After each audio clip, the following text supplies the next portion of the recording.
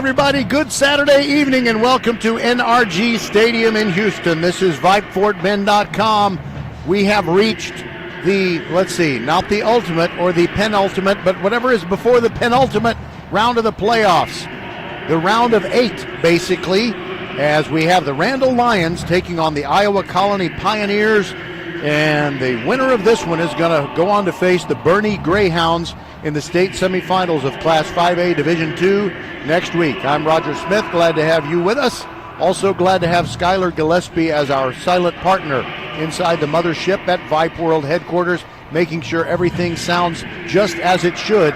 Hey, we're in an NFL stadium. It is really, really magnificent. The people really look small down there on the field. So we're going to bring you the Countdown to Kickoff show about these two teams who have met once before. It was September 26th, and the Randall Lions won that game by a score of 30-10. We'll give you details. We'll give it everything you want to know about these two teams, and our coverage is brought to you, as always, by Xfinity, First Tyrant Automotive, Leonetti Graphics, and by LoveHouston.com. Professional volleyball coming to Houston, specifically Fort Bend County, the Fort Bend epicenter, in January.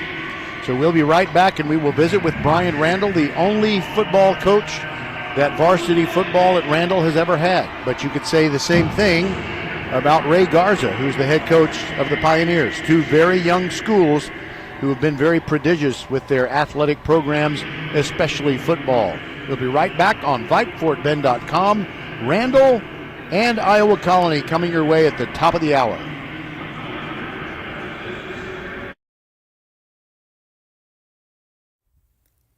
Be the first to know. Sign up for the First Tyrant Automotive email updates and be the first to hear about exclusive promotions and special offers. Plus, get a $10 off coupon for your next service just for joining. First Tyrant Automotive always treats you like family and puts you first. $15 off your next battery purchase and $75 off service, totaling $500 or more. Head to the website for even more specials and to set your appointment. FirstTyrantAuto.com. First Tyrant Automotive, supporting school and youth sports programs for over 26 years. Get to one of First Tyrant Automotive's 4 convenient locations in Sugar Land and Cinco Ranch. FirstTyrantAuto.com.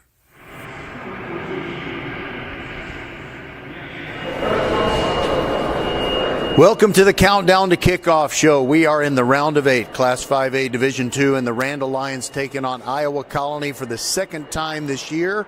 And it's time to visit with Brian Randall, head coach of your Lions.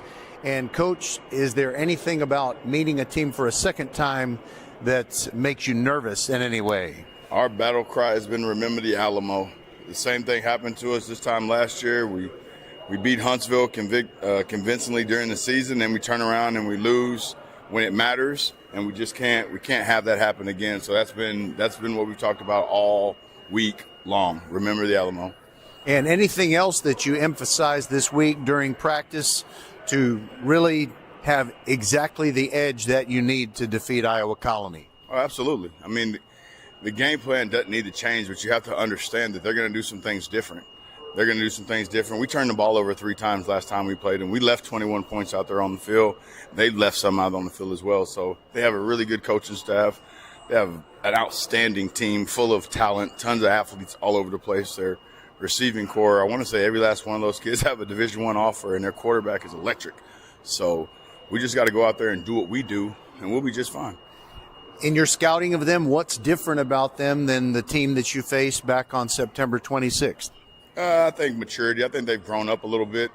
I honestly think they came into our game overconfident, thinking that they were just going to just beat us because we had a 3% chance of winning. And when you read those boards and you're looking at all that kind of stuff, sometimes it can sell you or give you false hope. So that's why you line up and play. And I tell my boys, let's make sure we stay out of the comments, stay focused, get locked in, do what we do. Randall can't be Randall, and we'll see what happens. All right, so as far as you know, is this the closest proximity between two teams that are playing each other in a regional final or a state quarterfinal? Because you guys are really just a few Tiger Woods tee shots, it seems, apart. It's neat, but that's a test. I mean, it's neat because you look Last week, you had 3 teams from our district playing in the third round of the playoffs, man, and that's big. So that lets you know what kind of football is being played in our district. Like, we have a heck of a district. I think the only other districts better than ours is North Shore, Atascocita, Kingwood, Summer Creek. And Summer Creek, yes, sir. So, like, those districts are so tough, and we beat up on each other, and it's a neat thing and a great thing because that also lets you know the Houston area, is quality football being played out here. Well, Coach, we thank you so much for your dedication, your staff, your players, and everybody at Randall who supports this team. And it's very exciting to think about what you can accomplish today and for the next couple of weeks after that. And all the best to you today. Thank you, brother. It's going to be fun. All right. That is Brian Randall, head coach of the Lions, taking on the Iowa Colony Pioneers when we return on VypeFortBend.com. Glad to have you with us. Our coverage, as always, is brought to you by Xfinity, home of the 10G Next Generation Network, only from Xfinity.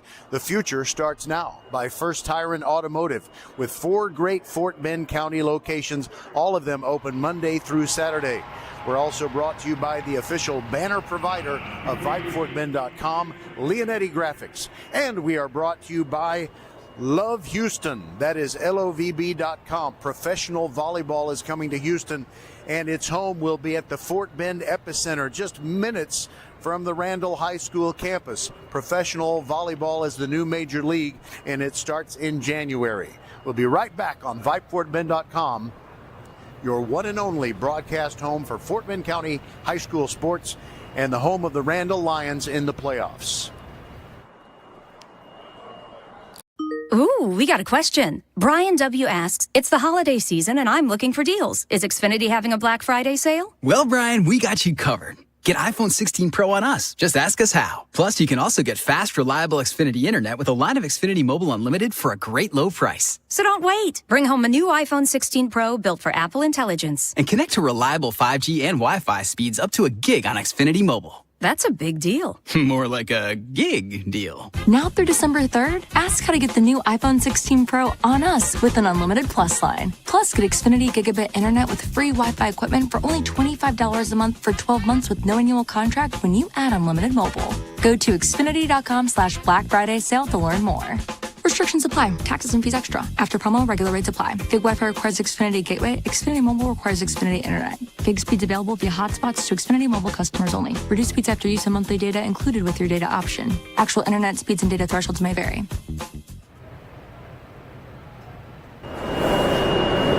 Welcome back to our Countdown to Kickoff show on VypeFortBend.com. We got a big playoff game today, which means we always have a quality crew. And here to introduce himself and the rest of our crew is today's referee. Referee Ricky Prine, umpire Mark Walker, head linesman Mark Adams, side judge James Cook, line judge John Ferris, field judge Honore Brown, and back judge will be Kevin Barnes. All right, thank you, Mr. Prine. This game's officiating is in good hands, and we want to remind you that in Texas high school sports, we need a lot of good men and a lot of good women. The UIL needs sports in all UIL activities. So if you think you can do it, you ought to go to TASO.org and check it out.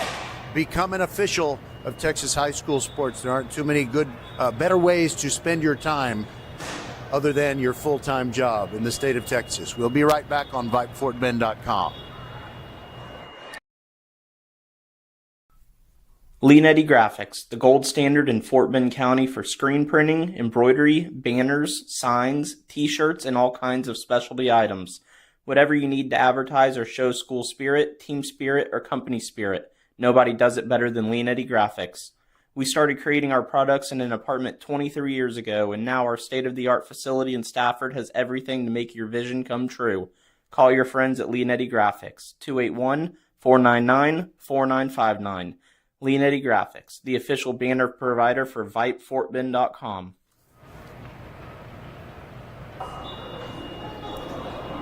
Welcome back to the Countdown to Kickoff show, getting you ready for the game between Randall and Iowa Colony to go to the state semifinals next week against the Bernie Greyhounds. And it's time to talk with Ray Garza of the Iowa Colony Pioneers. And first of all, Coach, it's a very big week for those who have gotten offers to go to the next level and play college football. So talk about a couple of players for your team that are doing that. absolutely. We had 2 kids sign this week.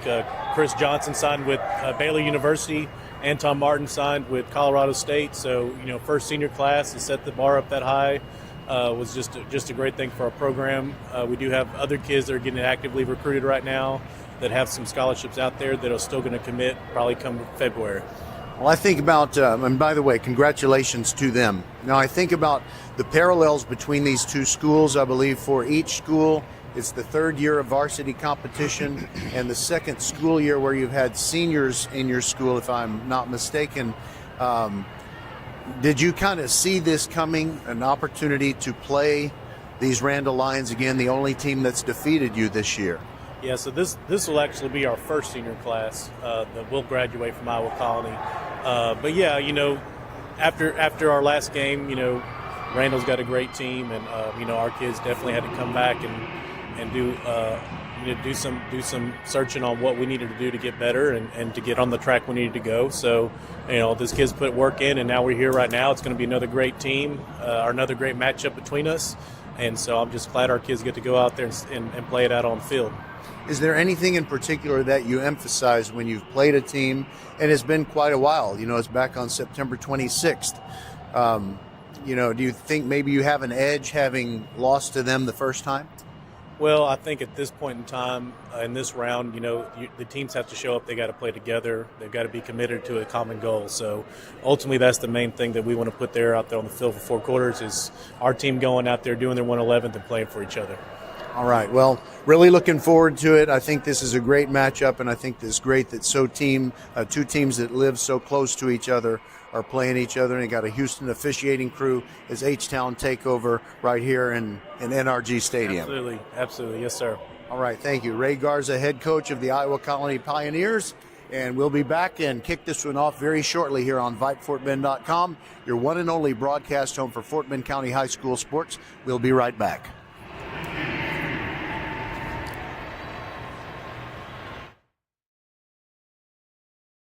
A game without a crowd is just a scrimmage.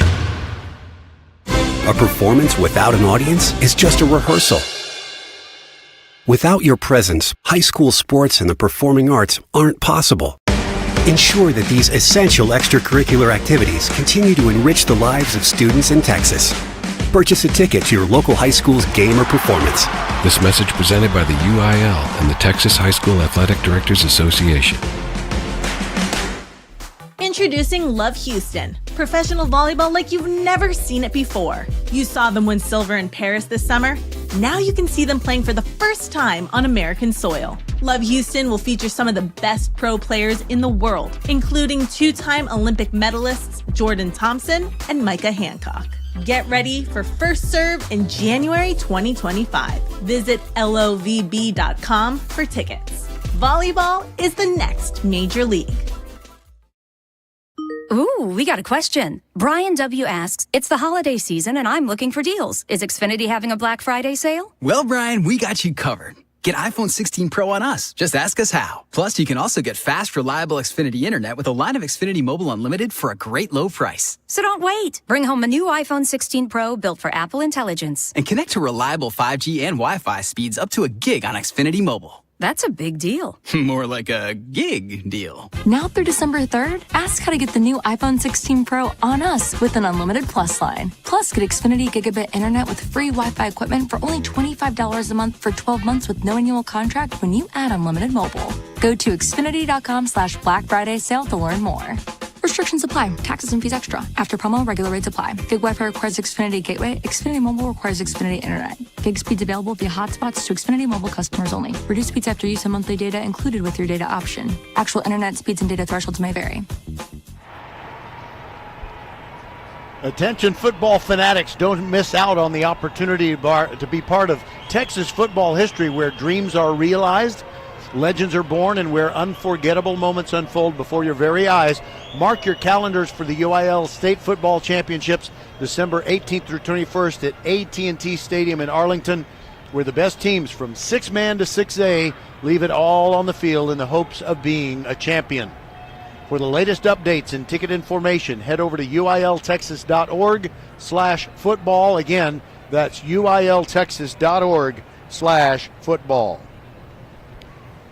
The Randall Lions are the visiting team, just as they were 1 week ago against Brenham, wearing their black uniform pants and the white jerseys with the black numerals and the black helmets that had the TR logo on either side. They are on the opposite side of NRG Stadium from our broadcast booth. Iowa Colony is on the home side of NRG Stadium, just as they were 8 days ago, when they defeated Marshall 31-21 to earn a spot in this game. They're wearing their black jerseys and black uniform pants with the forest green accents, the big white numerals outlined in green, and they have black helmets with green logos. Ricky Prine is going through the coin toss ceremony, and we'll soon find out who's going to get the football first. Randall calls the toss. Randall has won the toss but deferred, and so Iowa Colony will get it at the north end of NRG Stadium to start this football game. Last week, one of the game-turning plays in that Iowa Colony win over Marshall was a kickoff return for touchdown, and it came from Jaden Warren. So it is very important for Christian Mungia of Randall to boot it all the way out of the end zone if he possibly can. You just don't want to give the great athletes on Iowa Colony any opportunity.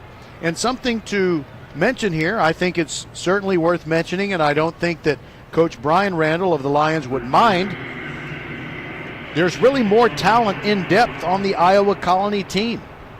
So it's the Randall that has the higher ranking, and they've gotten a lot of attention based on their play. But when it comes to depth, they don't have quite as many 4 or 5 star guys as Iowa Colony does.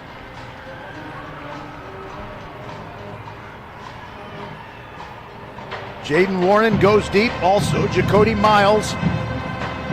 And Mungia has it teed up at the 40-yard line right in the middle of the field, and we are just about ready to rock.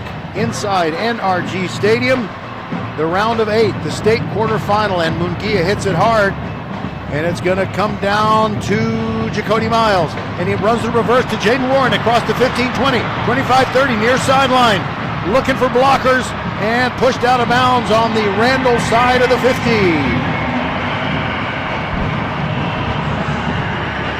Jaden Williams ran him out for Randall. He was just about to be the tackler of last resort. So for Iowa Colony, Carson White, the sophomore, is at the controls. He's a 57% passer, 1,781 yards this year, 14.8 yards per completed pass, 29 touchdowns and 8 interceptions. He's got Ian Hill on the near side of the formation. Aaron Tenner is his running back. Hill goes in motion, reverses himself, up the middle. Tenner breaks one tackle and picks up about 3 yards. Tayshawn Williams of Randall made the stop. Chase Sims is in the middle of the Randall defensive line. He is a stud, and he is going to A&M. Blake Thompson in the secondary going to Oregon State.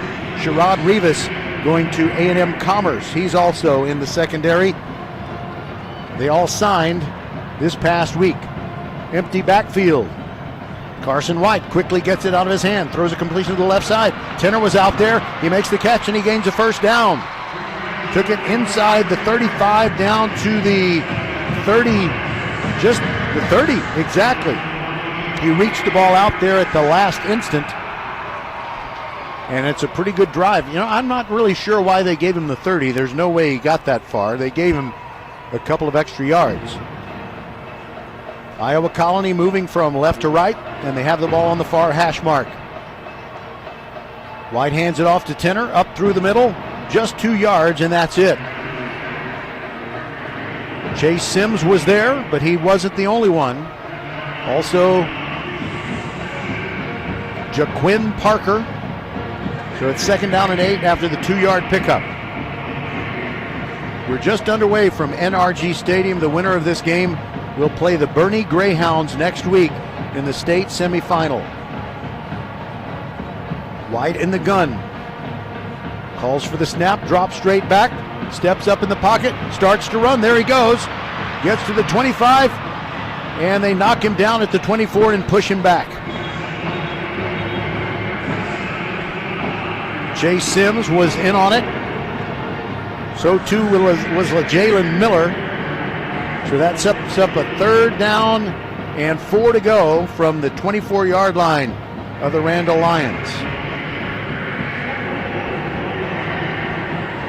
Wayne Kelly, the left end, also got a part of that tackle.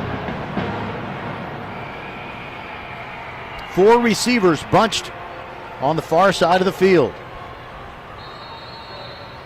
And we have a whistle prior to the play, and it's a timeout by Randall. We'll take it with him on VypeFortBend.com. No score, first drive of the game. Be the first to know. Sign up for the First Tire and Automotive email updates and be the first to hear about exclusive promotions and special offers. Plus, get a $10 off coupon for your next service just for joining. First Tire and Automotive always treats you like family and puts you first. $15 off your next battery purchase and $75 off service totaling $500 or more. Head to the website for even more specials and to set your appointment. FirstTireandAuto.com. First Tire and Automotive, supporting school and youth sports programs for over 26 years. Get to one of First Tire and Automotive's 4 convenient locations in Sugar Land and Cinco Ranch. FirstTireandAuto.com. So the Randall Lions, with seniors in the school building for just the 2nd year of their existence, and this is the 1st year with seniors for Iowa Colony. 3rd down and 4 coming up. Randall took the timeout, same formation, bunch of 4 receivers on the far side, empty backfield for Carson White. He drops back, throws left, and it is off of Tenner's hands, incomplete, but I think there's going to be offsides on Randall. And that will give Iowa Colony a 1st down. Actually, it's a false start. False start. That's good news for the Lions. So it'll set up a 3rd down and 9. And they go with that same formation. They've got they're going to switch out of it now.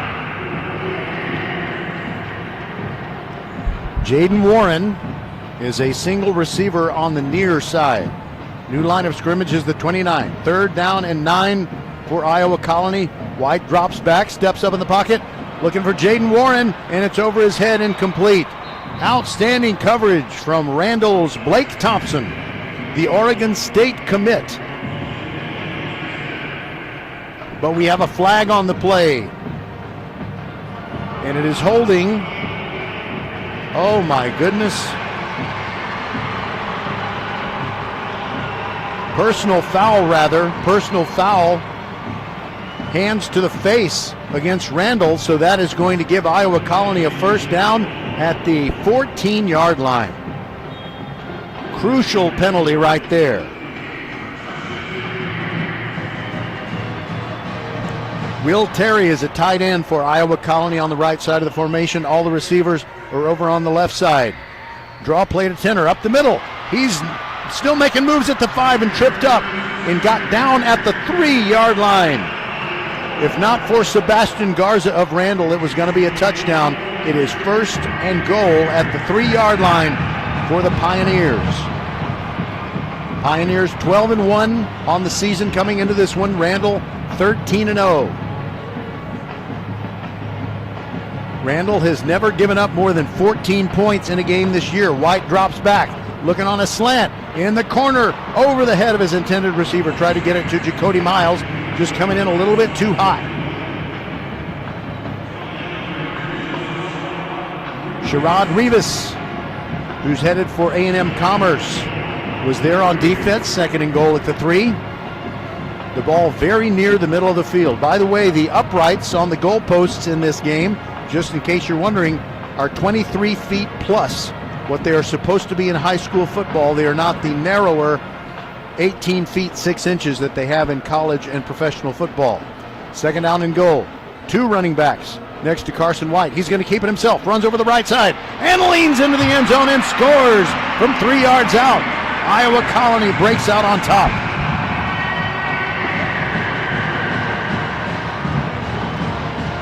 That was a 48-yard drive. 15 of the yards were accounted for on a penalty. 19 rush yards, 14 pass yards. And the Pioneers picked up 3 first downs on the way to the touchdown, a 3-yard run by Carson White. And now Andy Cruz adds the extra point right down the middle. It is 7-0. And we're not very deep into this game.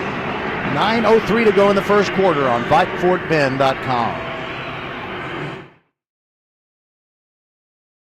Professional volleyball is coming to Houston this January, featuring Olympic medalists Misha Hancock and Jordan Thompson. Love Houston Volleyball is Houston's newest professional team. Get ready to watch some of the world's best volleyball players, from Olympic medalists to NCAA champions and international superstars, with the action kicking off on January 9th. Visit lovb.com for more information and tickets for Love Houston matches. Volleyball is the next major league.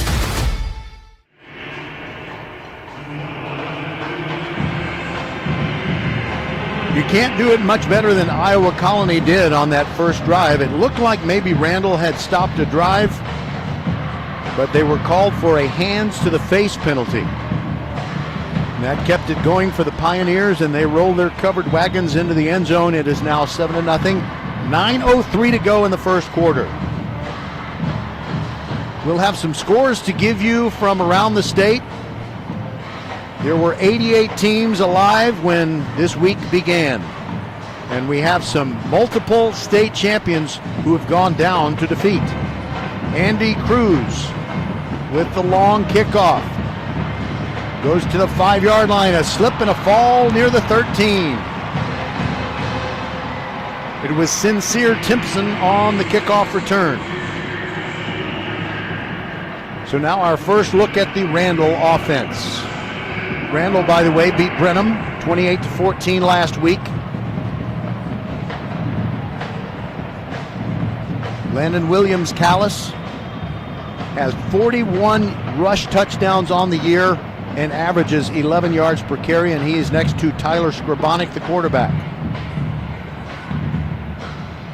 Skrabonic in the shotgun. 2 receivers to either side. Skrabonic fakes a down and out pass and throws down the sideline. Got his man. It's complete for a first down. DeCorian Rubin made the catch. He had to reach out for it towards the sideline, and it carried him out of bounds. But it's a first down at the 43.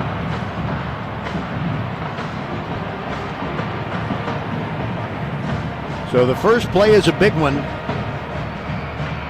A 30-yard gain on the play, pistol formation. Skrabonic turns around, gives it to Landon Williams-Callis, starts left, moves right, gets outside the numbers, near the sideline, looking for extra blocks, and he only picks up a couple of yards. He's out to the 44.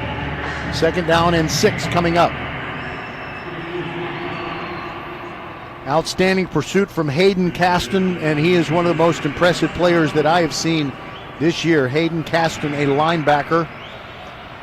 3 interceptions on the season. Second down coming up. They got to get to midfield for a first down. Skrabonic hands it off to Landon Williams-Callis again. Dodges a tackler near the line of scrimmage. Fights, gets 6 yards, and that'll get him into Iowa Colony territory and give them a first down at the 49. That's a first down. Think of First Tire and Automotive for all your car care needs. Check them out at firsttireandauto.com. Skrabonic, by the way, is sporting what I call the Van Dyke. It's that pointy little beard and a very good mustache, very healthy. Now it looks like Keelan Sweeney has stepped in at quarterback. He's in an empty backfield. Takes the snap, gets it out of his hand quickly over to the right side. And it is Sean Smith with a catch and a gain of 8.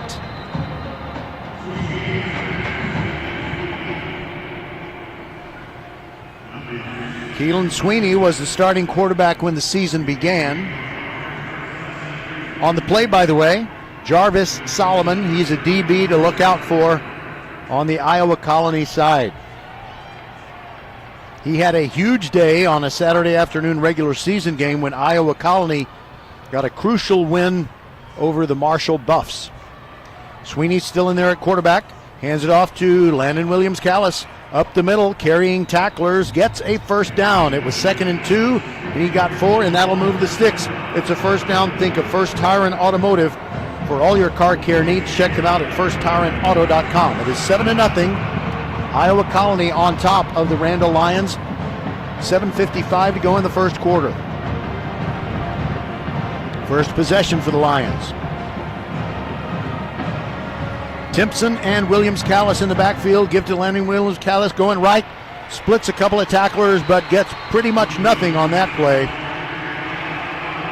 And fired up about it is Hayden Caston. Second down and 10 coming up from the 37-yard line of Iowa Colony.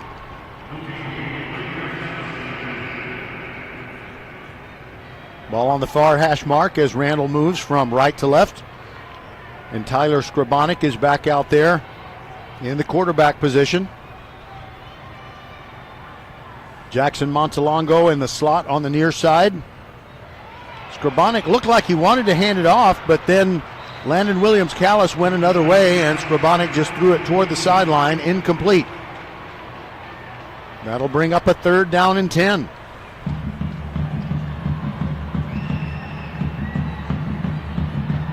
Don't forget about the value of the great field goal kicker for the Randall Lions. If they ever stall out short, they can really count on Christian Munguia.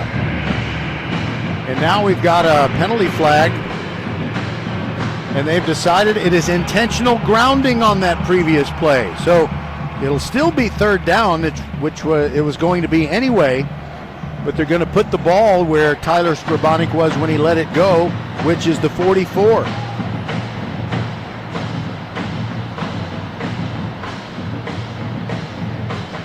So it's third down and 17.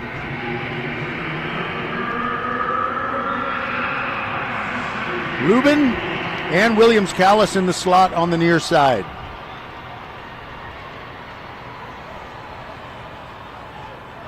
Skrabonic fakes the handoff, drops back, throws over the middle, looking for Sean Smith, and it is picked off. Iowa Colony has it. Jeremy Garner with the pick, and he runs it back into Randall territory, still going near the 45, and burrows down to the 43-yard line. Well, during the countdown to kickoff show, you heard Coach Brian Randall talk about turnovers. And the first time that these two teams met back on September 26th, Randall fumbled 3 times, lost all of them. And Iowa Colony did not fumble at all. So a 7-0 lead for the Pioneers. They have the ball at the 43-yard line of Randall. They have a 7-point lead and momentum with 6:49 to go in the first. White sends a man in motion. That's on Antoine Martin, but it's a quarterback draw right up the middle. Good yardage. 11 yards. Make it 10 and a first down on the first play of this second possession for the Pioneers. They take it to the 33-yard line. Randall fans sitting in stunned silence as they've seen their team fall behind 7-0. Ian Hill starts in motion to the far side, turns around. Now up the middle. It's a short run, about a 3-yard pickup as they hand it to Eric Mosley.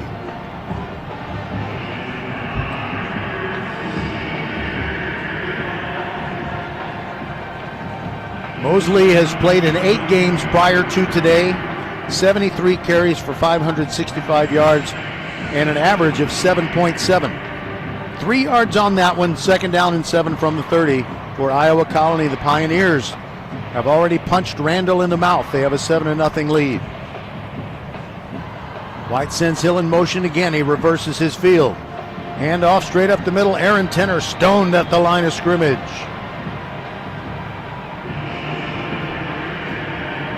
And you can't do it any better than Ryan Mallory did right there, filling the hole. No gain, third down and 7.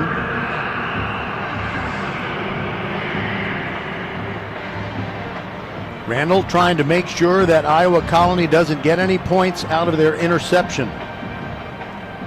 That was from Jeremy Garner.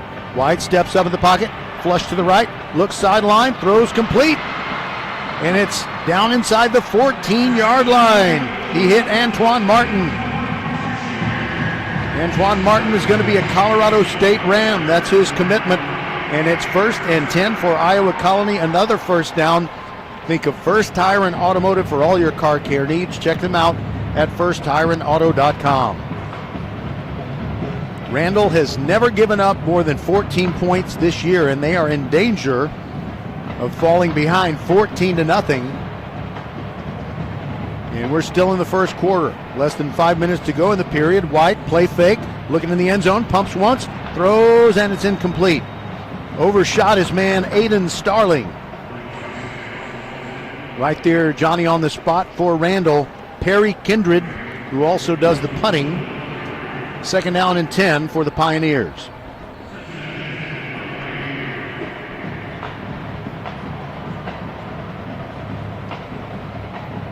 White looks over at the bench, gets the play call. Tenor is standing to his left.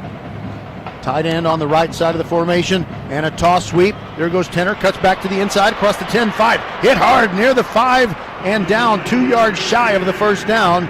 He's got it down to the 6-yard line. Wow, what a hit.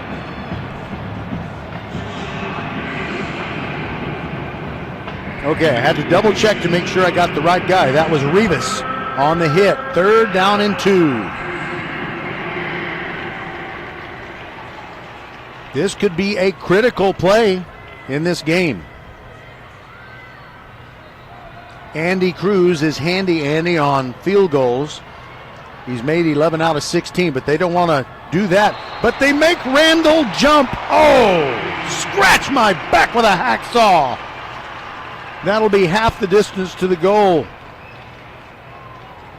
On the deceptive snap count, Randall did not hold its water. That'll move the ball from the 6 to the 3. It'll be 1st and goal from there. It looked like Iowa Colony was about to run the tush-push play and just push Carson White toward the end zone, but they didn't need to do that.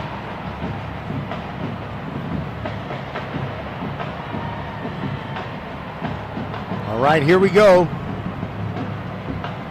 2 receivers on the near side. Tenor to the right of White. Now Jaden Warren in motion, and now White rolling to the right, looking, dodges a man, splits a couple of tacklers, and a flag flies in as he carries it down to the 2-yard line. LeJalen Miller, who likes to talk out there, made the tackle. Chase Sims was also there. And we didn't really understand Ricky Prine, and it's not his fault. It's just the sound of the PA system. So that is a holding penalty against Iowa Colony. And it'll back them up to the 13. It's 1st and goal from there.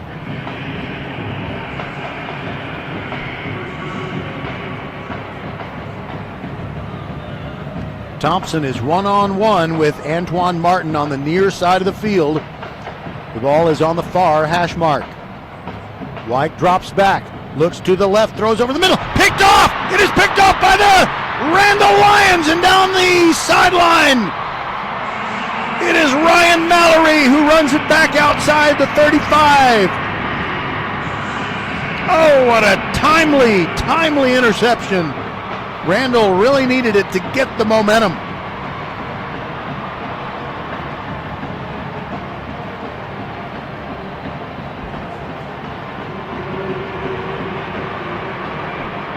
All right, they did mark him out at the 29-yard line, but never mind that. It's just that Randall has the football back, trailing 7-0 with 3:13 to go in the first. Skrabonic looks like he might be audibilizing on this 1st and 10 play from the 29. Sends a man in motion. Jet sweep, coming to the near side. And nowhere to go for Sean Smith. He is spun down. Chandler Love was all over that one. Chandler Love with 136 total tackles to lead the team. And you can add another solo tackle and another tackle for loss. 2-yard loss, 2nd down and 12.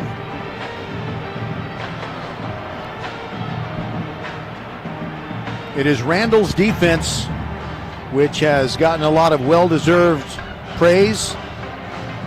14 points maximum that they've allowed, 4 shutouts, and they have come in the last 6 weeks. Sean Smith in motion, and now a whistle prior to the snap.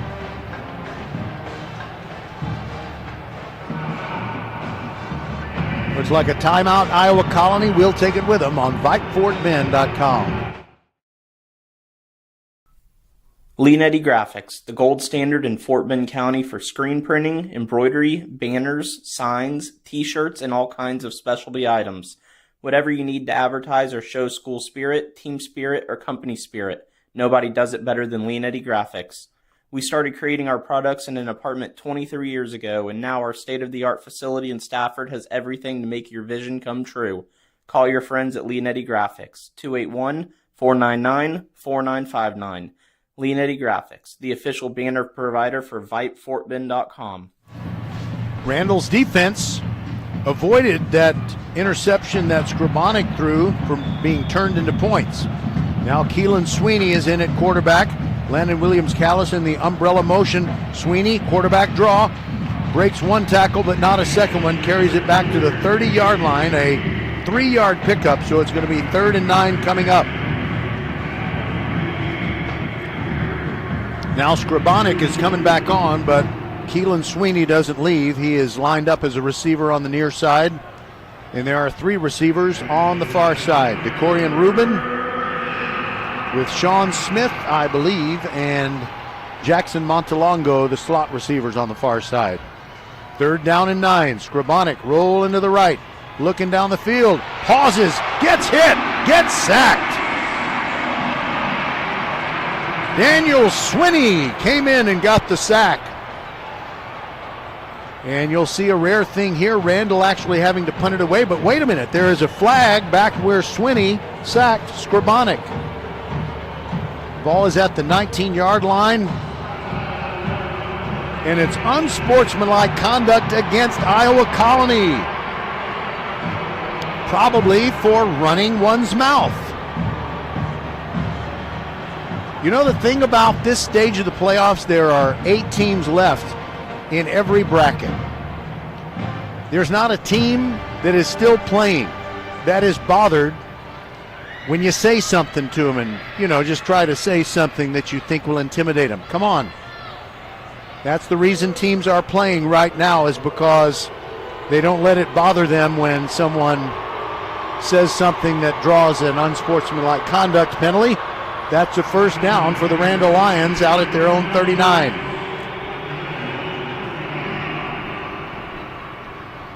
Ricky Prine and his officiating crew are one of the best in the state. So that is new life for the Randall offense, and Keelan Sweeney is ready to take the snap. Hands it off straight up the middle. Landon Williams-Callis doesn't see a lot of daylight. Picks up 2 across the 40 to the 41. 2nd down and 8 coming.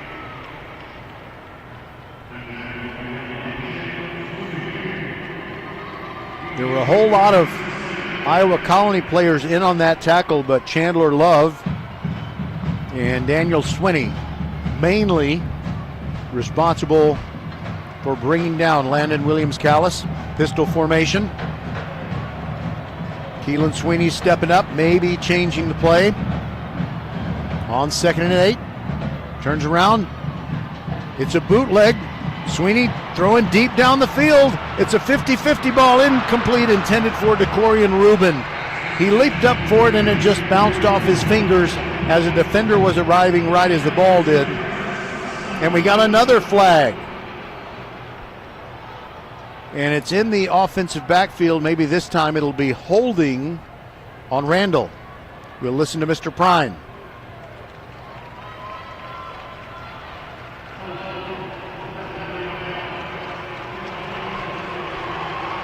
It is holding on the Lions.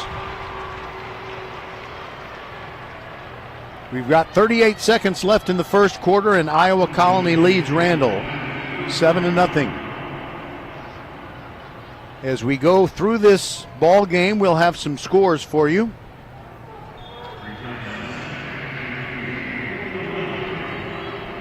All right, The penalty yardage makes it 2nd down and 18. Sweeney with a little shovel pass. And it is Sean Smith zigging and zagging.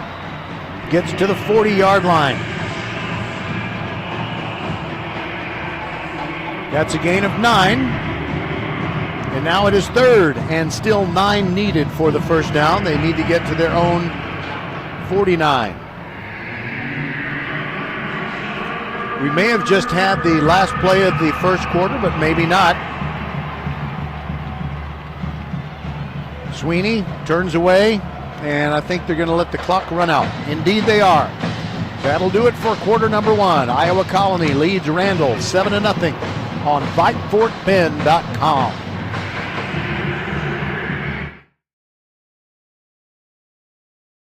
Ooh, we got a question. Brian W. asks, it's the holiday season and I'm looking for deals. Is Xfinity having a Black Friday sale? Well, Brian, we got you covered. Get iPhone 16 Pro on us. Just ask us how. Plus, you can also get fast, reliable Xfinity internet with a line of Xfinity Mobile Unlimited for a great low price. So don't wait. Bring home a new iPhone 16 Pro built for Apple Intelligence. And connect to reliable 5G and Wi-Fi speeds up to a gig on Xfinity Mobile. That's a big deal. More like a gig deal. Now through December 3rd, ask how to get the new iPhone 16 Pro on us with an unlimited Plus line. Plus, get Xfinity Gigabit Internet with free Wi-Fi equipment for only $25 a month for 12 months with no annual contract when you add unlimited mobile. Go to Xfinity.com/Black Friday sale to learn more. Restrictions apply. Taxes and fees extra. After promo, regular rates apply. Gig Wi-Fi requires Xfinity Gateway. Xfinity Mobile requires Xfinity Internet. Gig speeds available via hotspots to Xfinity Mobile customers only. Reduced speeds after use of monthly data included with your data option. Actual internet speeds and data thresholds may vary. Randall moving left to right here in the second quarter. They face a 3rd and 9 from their own 40-yard line. Keelan Sweeney rolling to the right. Misdirection play. Landon Williams-Callis into the open 50-yard line. 45. Makes a cut toward the outside and crawls on down to the 36-yard line. Big play for the Randall Lions. That'll move the sticks. Think of First Tyrant Automotive for all your car care needs. Check them out at firsttyrantauto.com. 24-yard run for Landon Williams-Callis. And they took advantage of the hard-pursuing Iowa Colony defense. By the way, Iowa Colony's defense had 28 turnovers or forced 28 turnovers this year, including the interception that they got in the first quarter. Keelan Sweeney running right, fighting, gets down to the 32. That's a pickup of 4, 2nd down and 6 coming up. Just a simple quarterback keeper. And Chris Johnson made the tackle after he had slipped out of a tackle attempt by Henry Kalu. There sure are a lot of good football players with the last name Kalu in Fort Bend County. Of course, I guess Henry plays in Brazoria, is it? I'm not sure. Running to the right. Landon Williams-Callis fighting for yardage. Steps over a tackler, gets to the 25 and out of bounds. He got the first down. Got exactly 6. No, actually got exactly 7. So it's 1st and 10 at the 24-yard line. Randall looking to even this game up. 2 setbacks next to Keelan Sweeney. Sincere Thompson. And now they're going to do a direct snap to Landon Williams-Callis. He takes it, runs right, following his blockers, dodges a man, gets inside the 20 and down to the 16. And there's a late throw down of Landon Williams-Callis way beyond the boundary, but no flag on Zeldon Golden. It looked like he kind of grabbed him after the play was long over, but no flag thrown. Nevertheless, it's a 1st down carry for Landon Williams-Callis, 1st and 10. For the Randall Lions from the 14 of Iowa Colony. Mason Mixon comes in as a tight end on the near side of the formation. Still Keelan Sweeney at quarterback. Pistol formation with Williams-Callis behind him. Takes the snap, optioning to the left, pitches it back to Landon Williams-Callis inside the 15. Keeps on fighting, gets to the 9. A hard-earned 5 yards. Chance Hernandez out there in front of him, doing a good job on blocking.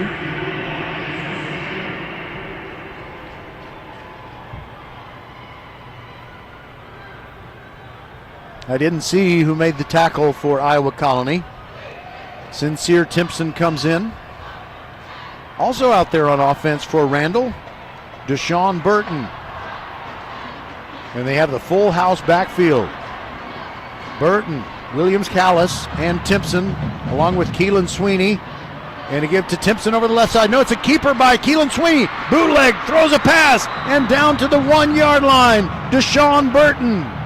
Jarvis Solomon prevented the touchdown, but it's going to be first and goal for the Randall Lions at the 1. Inside the 1, as a matter of fact. Now they bring in the bull elephant backfield, a lot of bulk. I'm going to have to put the binoculars on the backfield to figure out who it is that's going to get this football. Well, they're all lined up in a row. No idea what they're going to do here. All right, they rush up to the line. Landon Williams Callis will take the direct snap. But there's a whistle prior to the snap. And a timeout, I believe, has been taken. It is Iowa Colony who takes the timeout, and we'll be back on VypeFortBend.com. Professional volleyball is coming to Houston this January, featuring Olympic medalists Micah Hancock and Jordan Thompson. Love Houston Volleyball is Houston's newest professional team. Get ready to watch some of the world's best volleyball players, from Olympic medalists to NCAA champions and international superstars, with the action kicking off on January 9th. Visit LOVV.com for more information and tickets for Love Houston matches. Volleyball is the next major league. So we've got 9 minutes, 23 seconds to go in the first half, and Randall trailing Iowa Colony 7-0. The Pioneers scored on their first possession. Since then, each team has gotten an interception. Now Randall lines up the whole offense just directly behind the ball. 10 guys in a row. Landon Williams Callis now steps in behind him, and they move into formation. Ball on the near hash mark. There goes Williams Callis, but a flag is thrown.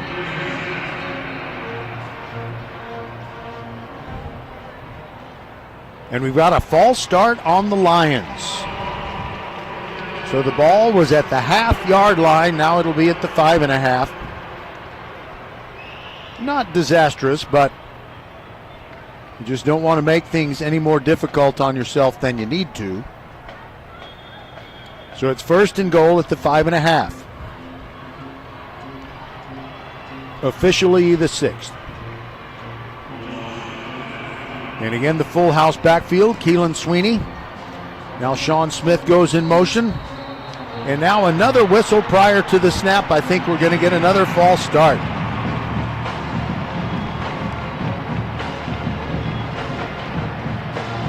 Indeed, that's what it is. It's now first and goal from the 10.5. I'm starting to wonder if something happened to Scribonic on that pass play where he was hit.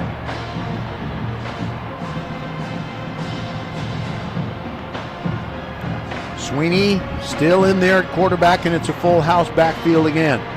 First and goal from the 10.5-yard line. Sweeney hands it off to Burton. No, keeps it, flips it back to Williams Callis, gets inside the 10 to the 8. And Chandler Love doing a great job just not going for those fakes that usually leave mere mortals grabbing for air when they're trying to tackle Landon Williams Callis. Landon, just a sophomore. That carry takes the Lions down to the 7. Second and goal from there. Ball on the near hash mark. Sean Smith in motion. Sweeney, stretch play. Up the middle. Williams Callis hit near the 4. Battles down to the 3. Henry Kalu bulldogged him down. And it's third and goal from the 3.5.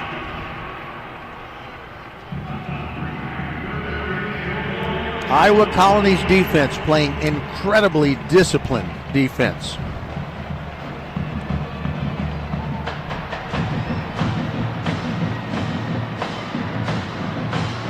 All right, Sweeney with backs to either side of him.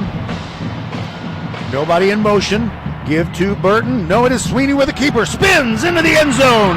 Touchdown, Randall Lions. And they're an extra point away from tying it up. So Sweeney really put a move on Michael Howard, who had fired into the backfield, but Big Michael there was no chance that he was going to tackle Sweeney. He's just too quick. And now Sweeney to hold for Christian Munguia on the extra point kick. Ball is down, the kick is up and good. Right near our VypeFortBend.com banner in the south end zone. We'll be right back on VypeFortBend.com. We're tied 7-7, 8:31 to go before the half. Ooh, we got a question. Brian W. asks, it's the holiday season and I'm looking for deals. Is Xfinity having a Black Friday sale? Well, Brian, we got you covered. Get iPhone 16 Pro on us. Just ask us how. Plus, you can also get fast, reliable Xfinity internet with a line of Xfinity Mobile Unlimited for a great low price. So don't wait. Bring home a new iPhone 16 Pro built for Apple Intelligence. And connect to reliable 5G and Wi-Fi speeds up to a gig on Xfinity Mobile. That's a big deal. More like a gig deal. Now through December 3rd, ask how to get the new iPhone 16 Pro on us with an unlimited Plus line. Plus, get Xfinity Gigabit Internet with free Wi-Fi equipment for only $25 a month for 12 months with no annual contract when you add unlimited mobile. Go to Xfinity.com/Black Friday sale to learn more. Restrictions apply. Taxes and fees extra. After promo, regular rates apply. Gig Wi-Fi requires Xfinity Gateway. Xfinity Mobile requires Xfinity Internet. Gig speeds available via hotspots to Xfinity Mobile customers only. Reduced speeds after use of monthly data included with your data option. Actual internet speeds and data thresholds may vary. On the extra point kick, there was a personal foul on Iowa Colony. So the 15-yard penalty is assessed before Randall kicks off, and they'll kick off from the Iowa Colony 45-yard line.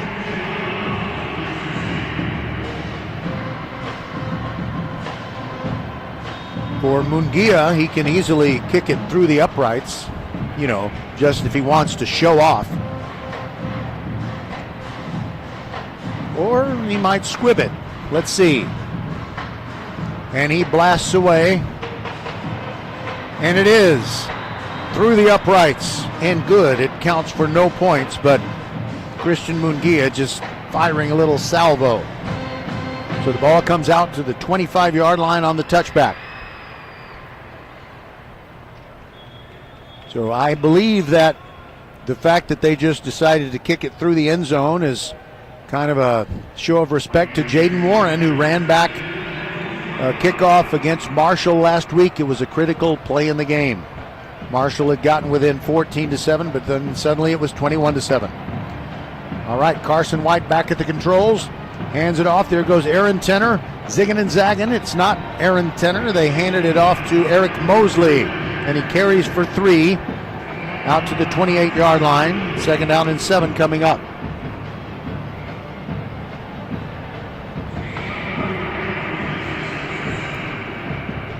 By the way, on the tackle on that last play, Kerry Spires of the Randall Lions. 2nd down and 7 for Iowa Colony from their own 28. 8:01 to go in the half. Up the middle, Carson White. And they read it well, and Chase Sims bulldogs him down at the 32.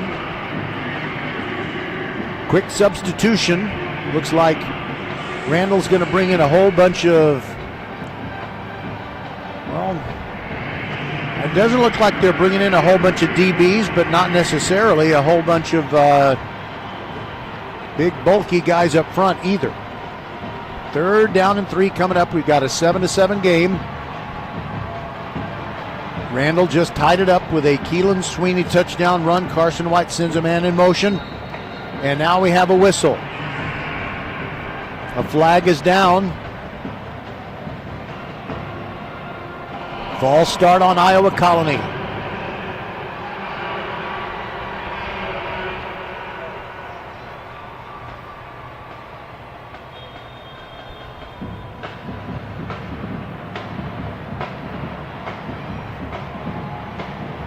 So that backs it up to where it's a 3rd down and 8 for Iowa Colony from their own 27. They need to get to the 35. They make some late substitutions. Randall gets a chance to match those substitutions, and here we go on 3rd and 8. Carson White rolling to his right. He's pressured, gets rid of it, makes a Jaden Warren, a nice catch. The ball is knocked out. Oh, wow! Sherrod Rivas dislodged the ball. Great hit, and he also brought the right arm up, knocked it away, and it'll be time for Iowa Colony to punt. Sean Smith is back to receive it.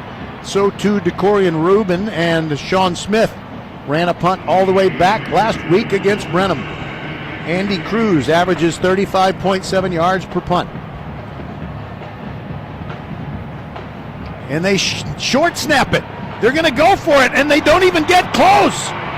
They snap it to the short man, Zeldon Golden, and he was just swallowed right up. Perry Kindred, who happens to punt when Randall punts, made the play.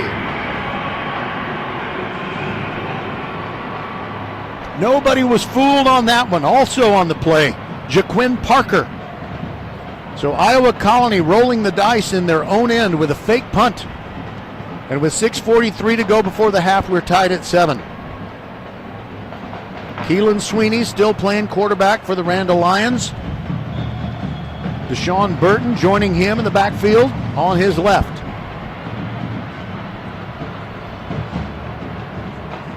Sweeney in the gun. And we got a flag. There have been so many pre-snap penalties already on the Randall Lions.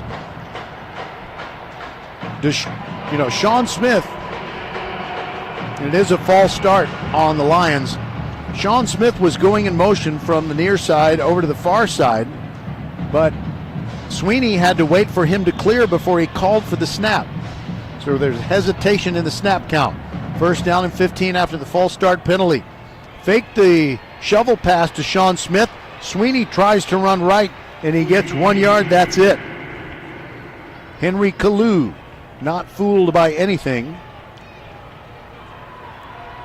Hayden Caston also in on the tackle. And it's no gain. 2nd down and 15 coming up. Looks like maybe the Lions will go with an empty backfield and a 5-receiver set. They do. Sweeney looking over to the left where he has 3 men. Throws it to Landon Williams-Callis in the slot on a hitch screen. Breaks a tackle. Gets down to the 23. That could have gone a long way, but Adrian Porter made the ankle tackle. And that's going to set up a 3rd down and 7 from the 24 after that gain of 8. Same formation, 3 receivers to the left. Sweeney now throws on the hitch to the left. And it is Sean Smith, makes a nice shoot top catch and somehow gets the 1st down. He fights to the 14. And I'm going to look at the big video board here at NRG. I thought it was impossible for him to catch that ball. And the Iowa Colony fans are saying a knee went down. And they may be right. I'm only going to get one look at a replay, and it won't be a slow one. The officials are talking about it. We'll see if the play counts.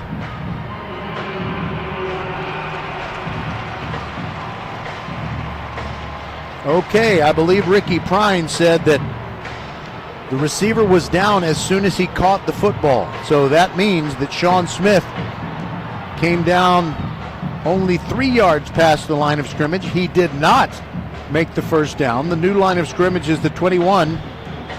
The Lion offense is staying on the field with 5:31 to go in the half in a 7-7 game, and now they're sending out their kicking ace, Christian Munguia. This is going to be a 38-yard attempt out of the hold of Keelan Sweeney. It's on the far hash mark. Play clock is at 3. They get the snap and hold, and the kick is, hold on a second, we got a flag. I don't know that everyone was set. That might be the problem. Was this a pre-snap penalty, or is something that Iowa Colony can decline if it's against Randall?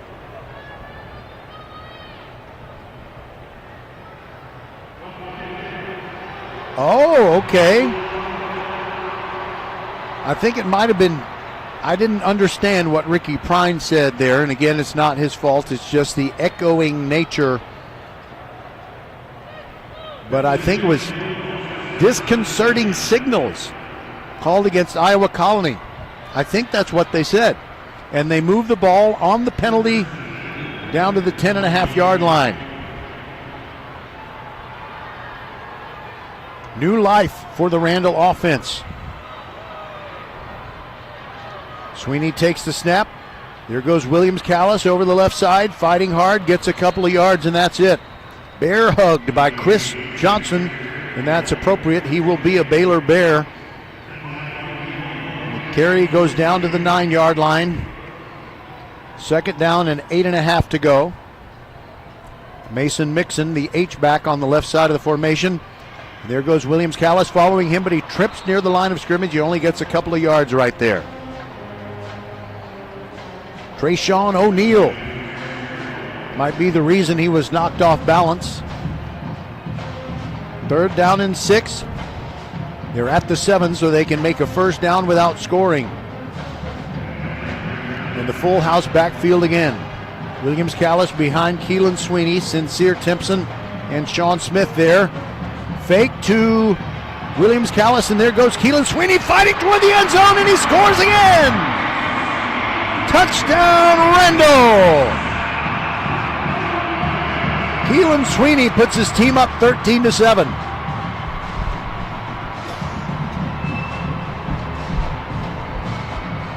There are a lot more options with the very quick Keelan Sweeney when he fakes a handoff. You really have to honor when he puts the ball in the belly of Landon Williams-Callis. Now Mungia, the kick is up and good, right down the middle. And the Lions have the lead, 14-7 on VypeFortBend.com. 4:07 to go in the half.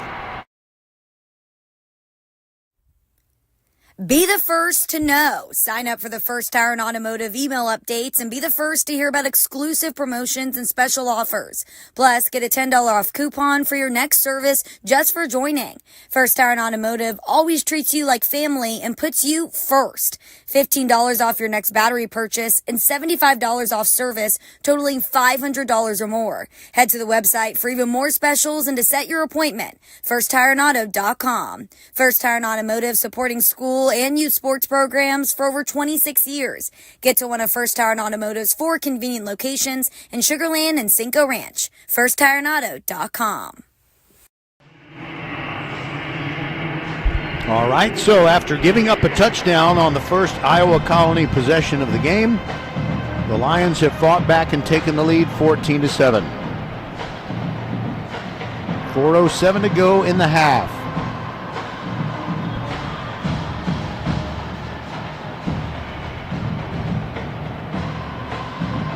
Jaden Warren back for Iowa Colony.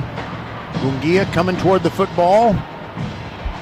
And he sends it more than halfway deep into the end zone, and nobody's coming out with that one.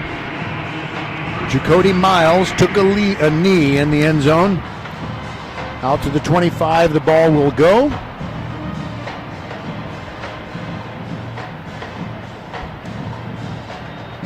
Now, for what it's worth, Randall has taken pretty commanding lead in total yards, 148-80. And they've made 11 first downs to 7 for Iowa Colony to this point. Empty backfield for Carson White. They've been throwing the football a lot more than running. A bunch of 4 receivers on the near side. Up the middle goes White. Gets across the 30 and blasted. Oh, wow, what a hit. Sherrod Rivas stops that play after a gain of 7. Second down and 3 coming up. And he used the shoulder, by the way.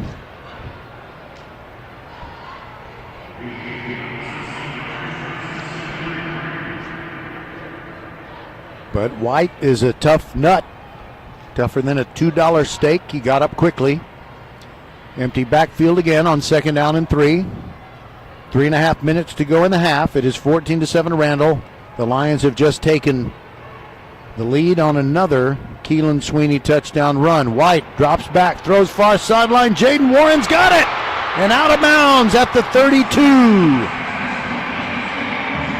He is their home run hitter. And he gives them a big first down in Randall territory. Jaden Warren, 24 receptions on the year coming in, 577 yards on those receptions, averages 24 yards per carry. And before we get another play, we got a false start on Iowa Colony.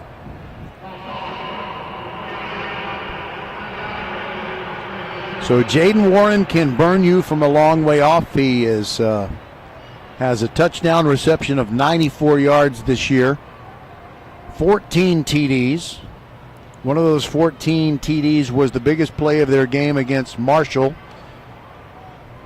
Not the playoff win over Marshall, although he did have a touchdown pass reception and a kickoff return touchdown in that playoff game, but it was a critical regular season game. White takes the snap, fakes to Tenor, throws the slant, incomplete. Bobbled and dropped by Jacody Miles. And he might have heard some footsteps coming. Possibly Sebastian Garza was ready, I think, to lay the wood to him. But now it's 2nd down and 15 after that incomplete pass, which followed a false start penalty. The ball at the 45-yard line of the Randall Lions for Iowa Colony, trailing 14-7. 3:11 to go in the half.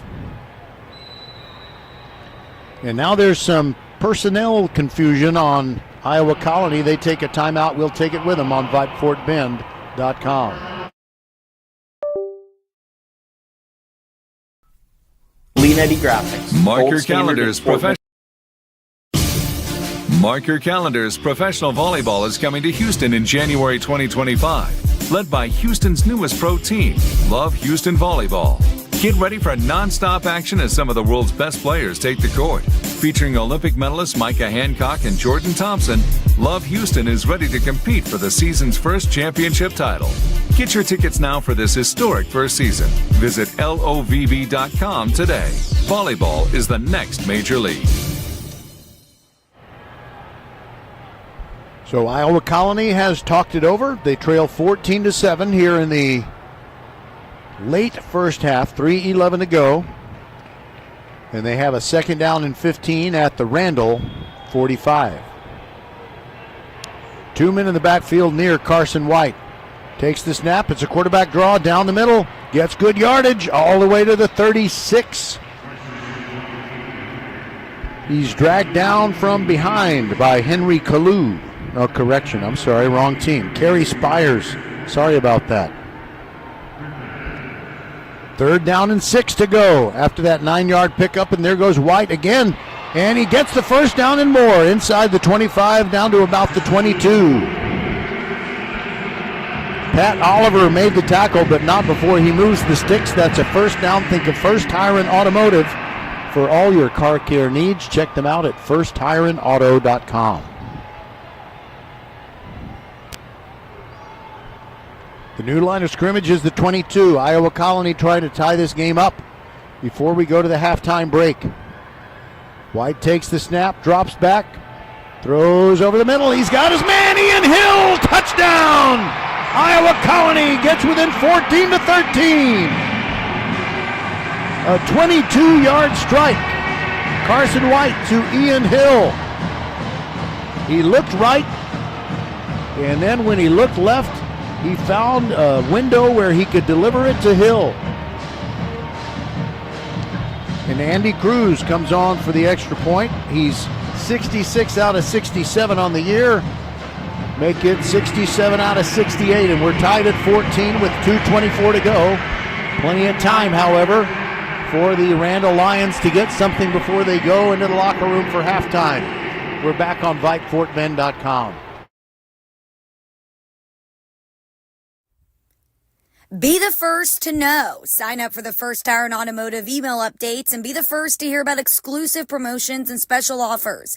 Plus, get a $10 off coupon for your next service just for joining. First Tyrant Automotive always treats you like family and puts you first. $15 off your next battery purchase, and $75 off service totaling $500 or more. Head to the website for even more specials and to set your appointment. FirstTireAndAuto.com. First Tire and Automotive, supporting school and youth sports programs for over 26 years. Get to one of First Tire and Automotive's 4 convenient locations in Sugar Land and Cinco Ranch. FirstTireAndAuto.com.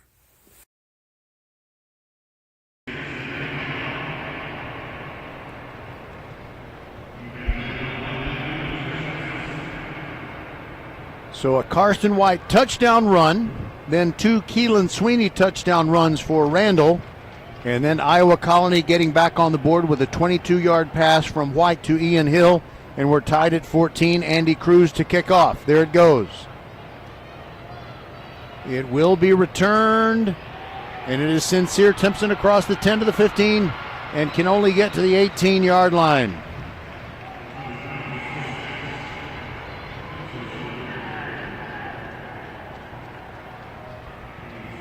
So I'm kind of wondering about the health of Tyler Skrbonek. I wonder if it's just a strategic thing to have Keelan Sweeney quarterbacking.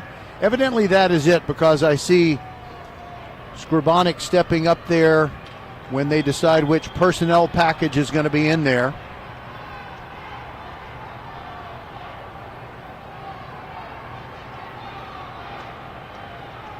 Landon Williams-Callis to the left of Sweeney. 1st and 10 from the 23. Stands strong in the pocket and throws toward the sideline. Got a completion. Cross the 30, 35-yard line. First catch for Cedric McClintock. Cedric has been sidelined with some injuries this year. That's his 16th reception on the year, 296 yards. He's scored 5 TDs, so he has made the most of his 16 receptions with those 5 touchdowns. Empty backfield. On 1st and 10, a little hitch pass and a nice gain for Landon Williams-Callis. Breaks a couple of tackles and gets away out to the 48-yard line. 14-yard pickup and first down yardage on consecutive plays for the Randall Lions. 2:03 to go in the half, and that play went out of bounds, so the clock remains stopped. 46-yard line, 1st and 10, empty backfield again. Sweeney, but wait a minute, we got a false start. That'll back up Randall. It'll be 1st and 15 from their own 41. Well, if you're going to be in Arlington, well, I know that you Randall fans are very confident that you will be in Arlington on the night of December the 20th. Well, you're going to learn about some of the equipment being used at AT&T Stadium that night. 1st down and 15. Sweeney looks left, throws right, incomplete near the feet of Sean Smith.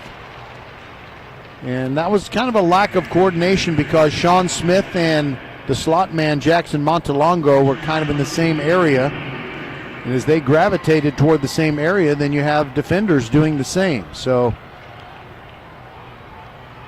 not a very effective play on 1st and 15, but here we go with 2nd down and 15. 1:58 to go in the half.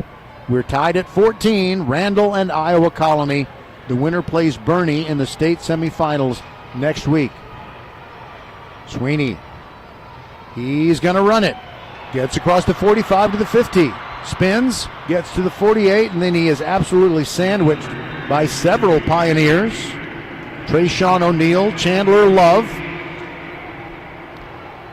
Stops the clock temporarily while they move the sticks. Now it starts running again. We're at 1:36.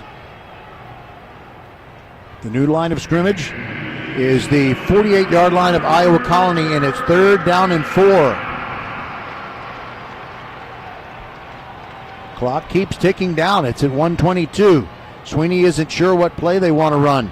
It's an odd formation. Only 3 interior offensive linemen. And there goes Landon Williams-Callis up the middle. Fights, gets the 1st down. Down to the 42 of the Pioneers. That stops the clock for just a moment with 1:10 to go. You know, as a 1st down, they never stop the clock. That drives me nuts. It's a rule to stop the clock on a 1st down. Again, just 3 offensive linemen, 2 wideouts way on the either side. Either way, up the middle, Landon Williams-Callis. 1st down to the 36. Clock running at 50 seconds to go. They line up quickly. This looks like six-man football, at least part of it does. Just three guys, the center and two guards. And now Skrabonic, a double pass, looking for DeCorian Rubin, and it's incomplete. Jarvis Solomon on defense. Jarvis Solomon with a well-timed hit makes sure that it was not a catch by Rubin near the 20-yard line. So that incompletion makes it 3rd down and 4, and the clock has stopped on the incomplete pass with 36 seconds to go. 14-14 as we near the end of the second quarter. Sweeney has Landon Williams-Callis next to him. Takes the snap, keeps it, runs to the right. Following blockers, can't really get anywhere. He runs out of bounds at his 41-yard line, and that is wise. That stops the clock with 28 seconds to go. It's going to be 4th and long, and it might be time to bring on Christian Munguia. This would be a 58-yard field goal, but with only 28 seconds to go in the half, I don't think it's a bad idea. But they're not going to do that. They are bringing Skrabonic on, who has the stronger arm than Sweeney, so I think they're going to throw a deep pass on this one.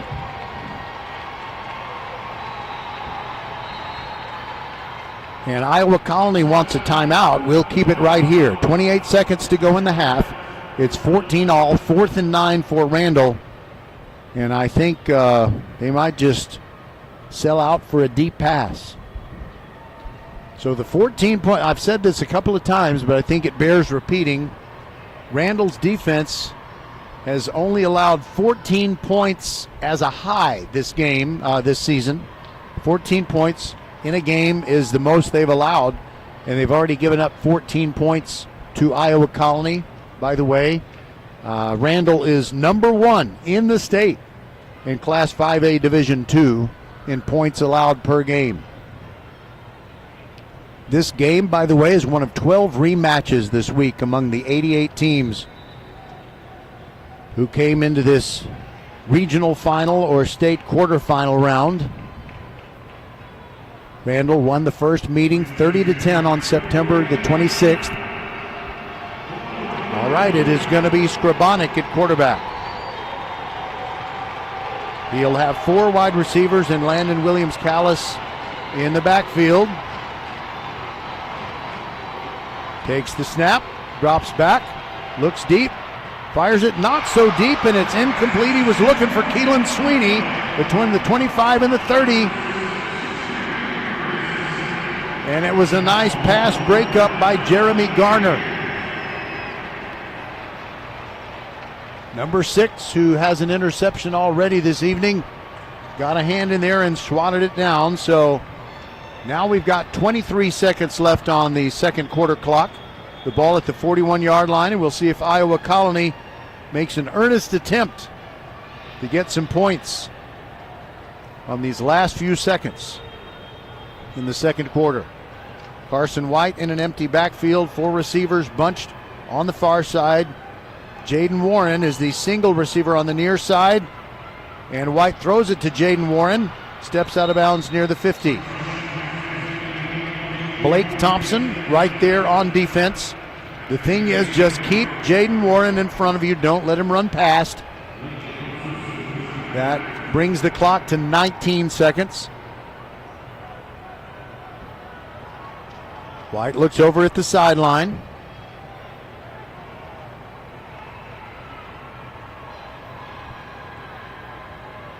Takes the snap, drops back. Throwing towards Warren again near the sideline, but it's impossible to catch inbounds. It goes off his hands anyway, right in front of the Iowa Colony cheerleaders. And right there with him, stride for stride, was Blake Thompson. 3rd down and 2 coming up. The clock now down to 14 seconds.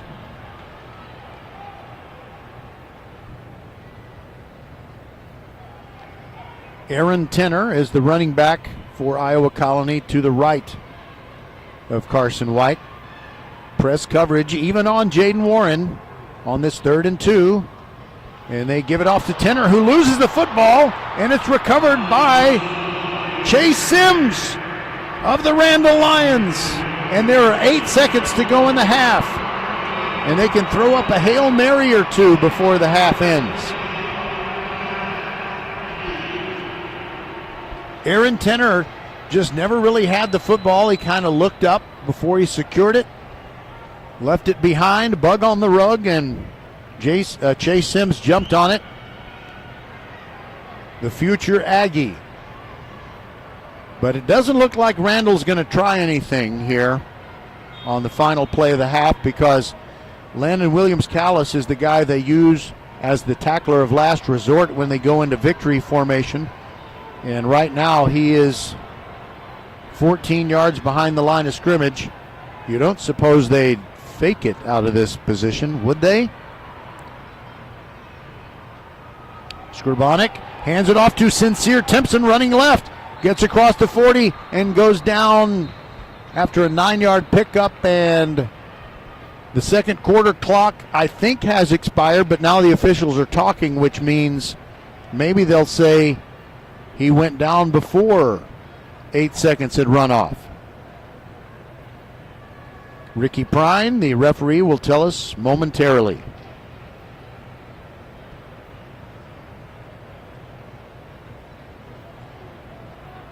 All right, here's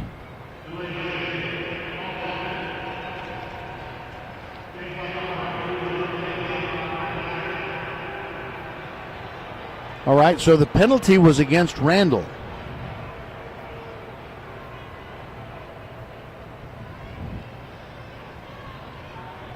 And so the half is not over.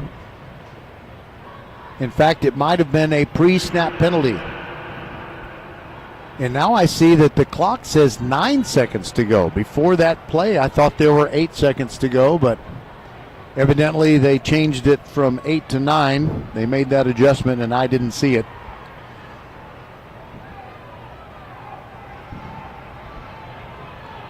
Okay, 9 seconds to go, and they're going to go into victory formation again. So if they are going to try something, to advance the ball and maybe do something, it's the element of surprise is gone. Skrbonek takes a knee, and that'll do it for the first half. 14-14. Randall and Iowa Colony on VypeFortBend.com, and we'll be back with my good friend Mike Foster of Laser Down. Wait till you hear what his company offers to make football a better game. We'll be back.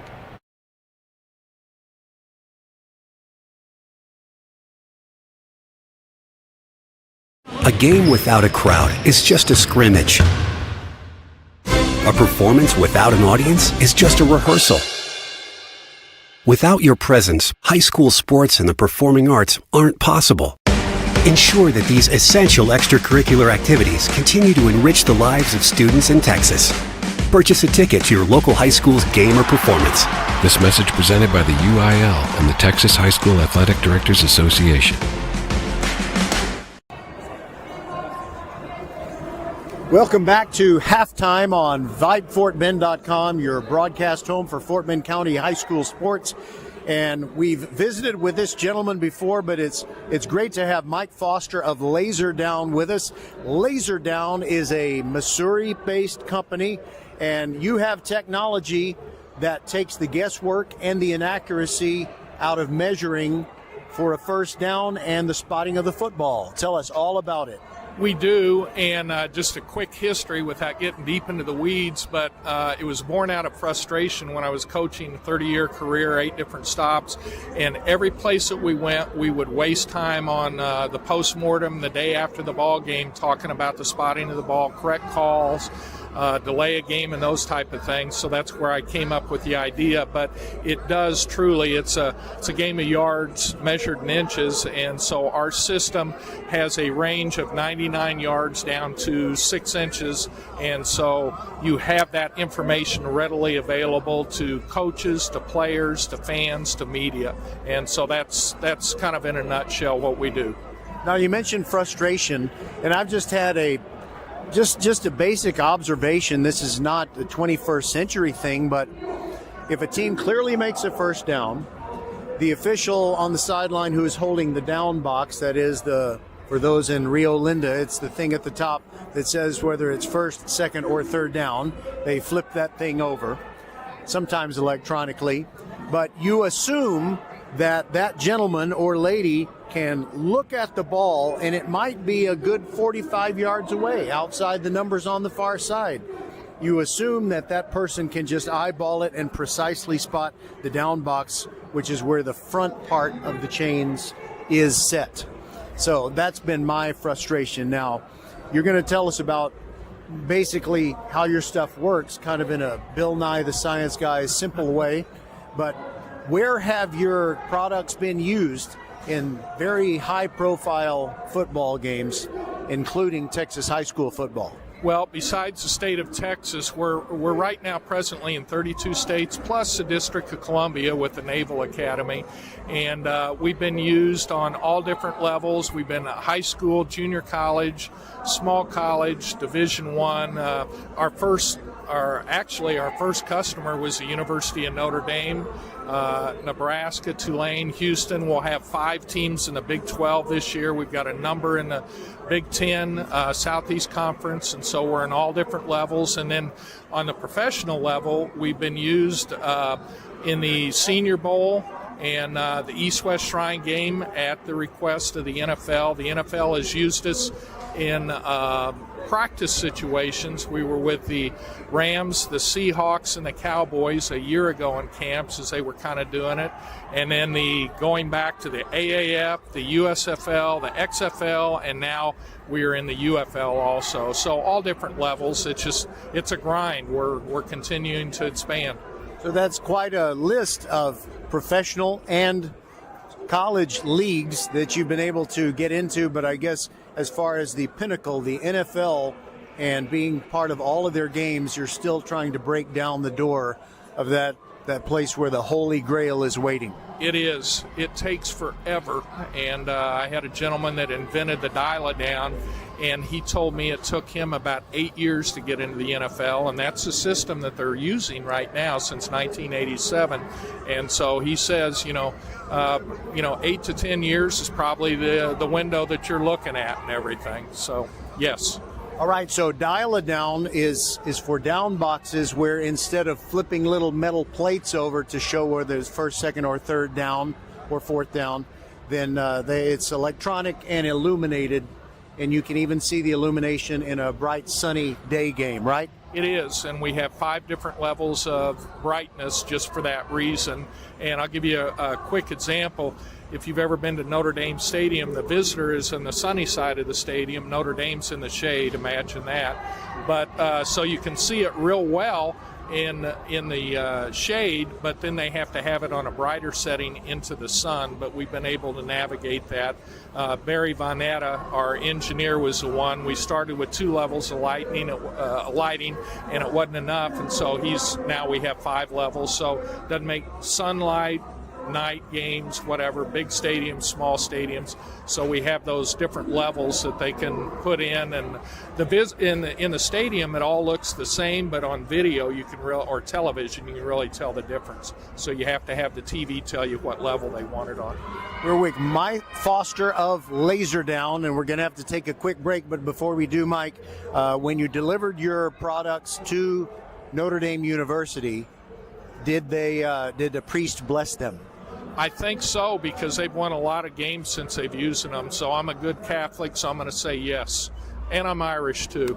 All right, Hail Mary, full of grace. We'll take a quick break. VypeFortMen.com. We'll be back on our halftime show with Mike Foster of Laserdown.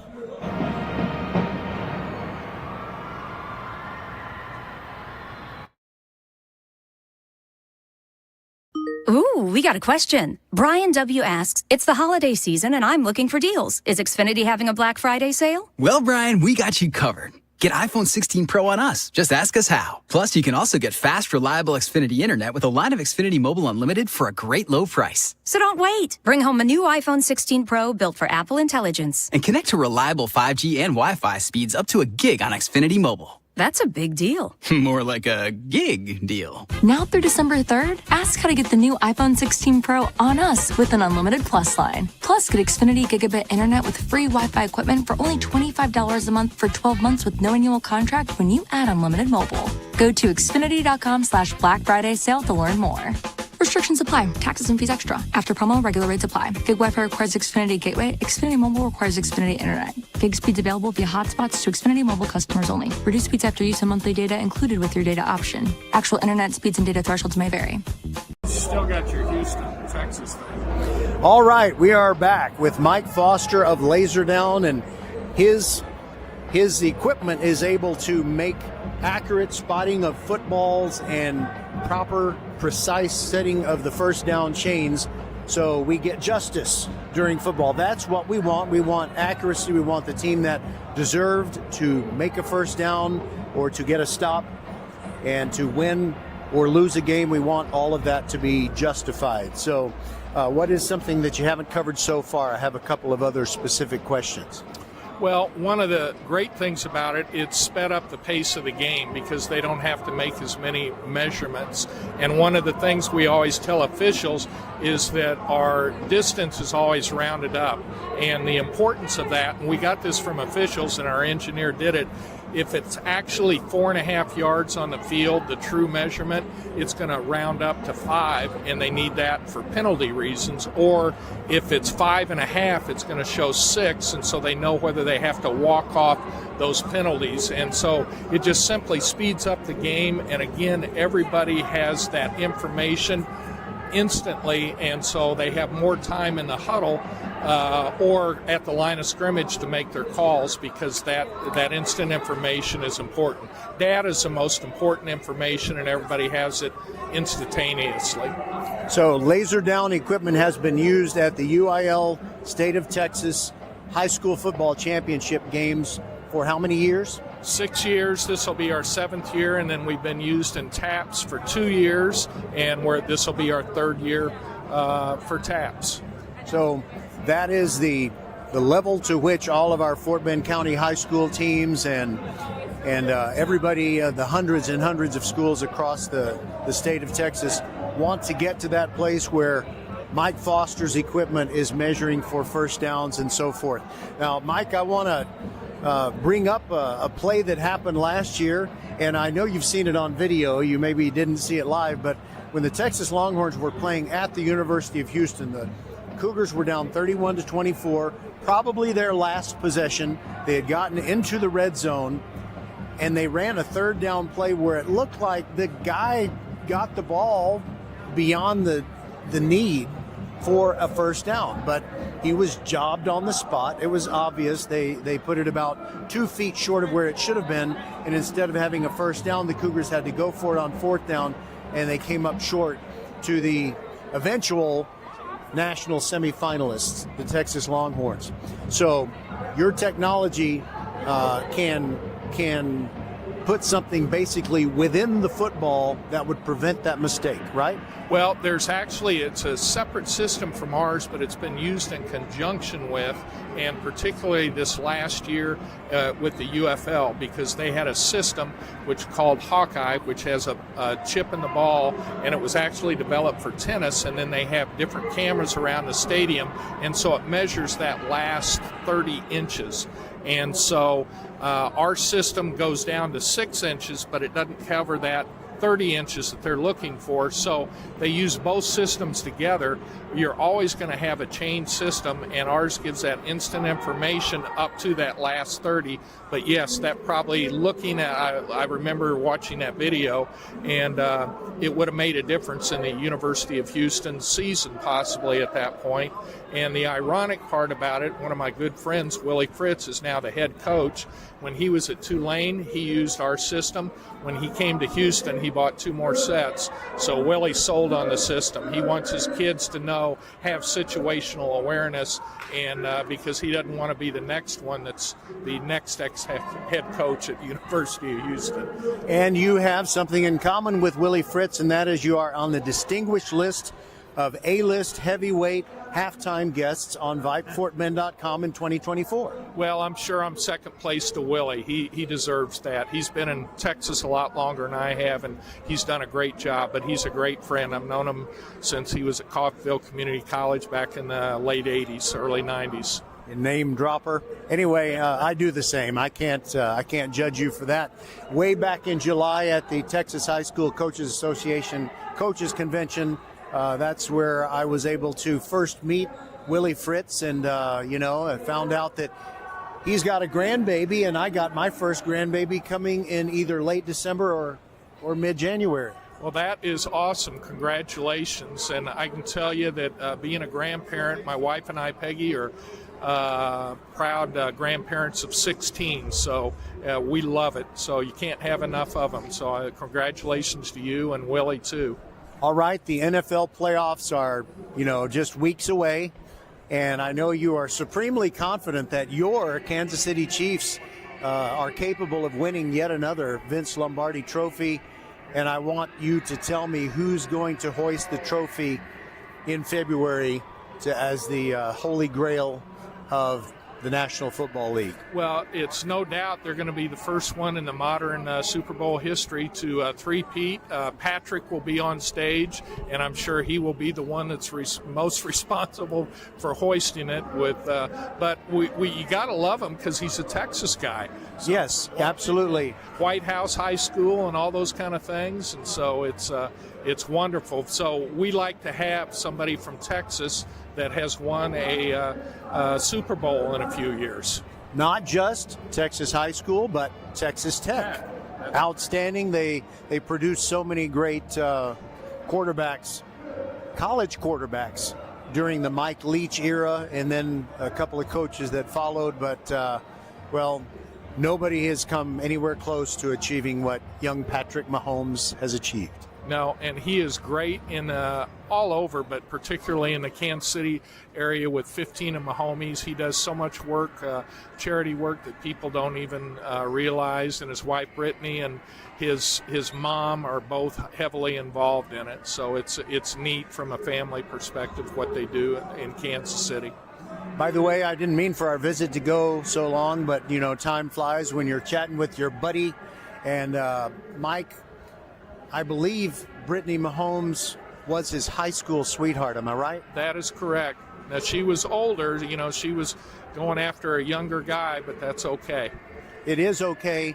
And there's just something about when I watch these high school sports, when I see brothers playing together on the same team, sisters on the same team, or brother and sister, one girl plays volleyball, her brother plays football. It's just very sweet. And when I find out that two people who met in high school, they end up getting married, it's just wonderful. So all the best to the Mahomes family. Yes, yeah. They are just awesome people. We're so glad to have him represent the state of Texas in Kansas City. But he does live in Kansas City. But know this, Mike Foster, C.J. Stroud and the Texans are coming for you. I know. We're worried a little bit about that. They've improved a great deal, and in the last couple of years, as far as coaching staff and new players and their drafting and some of the free agents. So there's somebody to look for. But we did come back down against them when it was 0-24, and we did beat them. Okay, this interview's over. But I will tell you how to get to the Laserdown website. It is spelled L-A-S. I'm sorry, I messed it up already. The Laserdown website, L-A-Z-S-E-R-D-O-W-N. And you see a bunch of footballs, you'll know you're at the right website. Thanks, Mike, for being with us. I appreciate it. I always enjoy visiting with you, and wish the Texans all the luck in the world except for one game. Yeah. Okay, we'll be back on VypeFortBend.com. That was Mike Foster of Laserdown.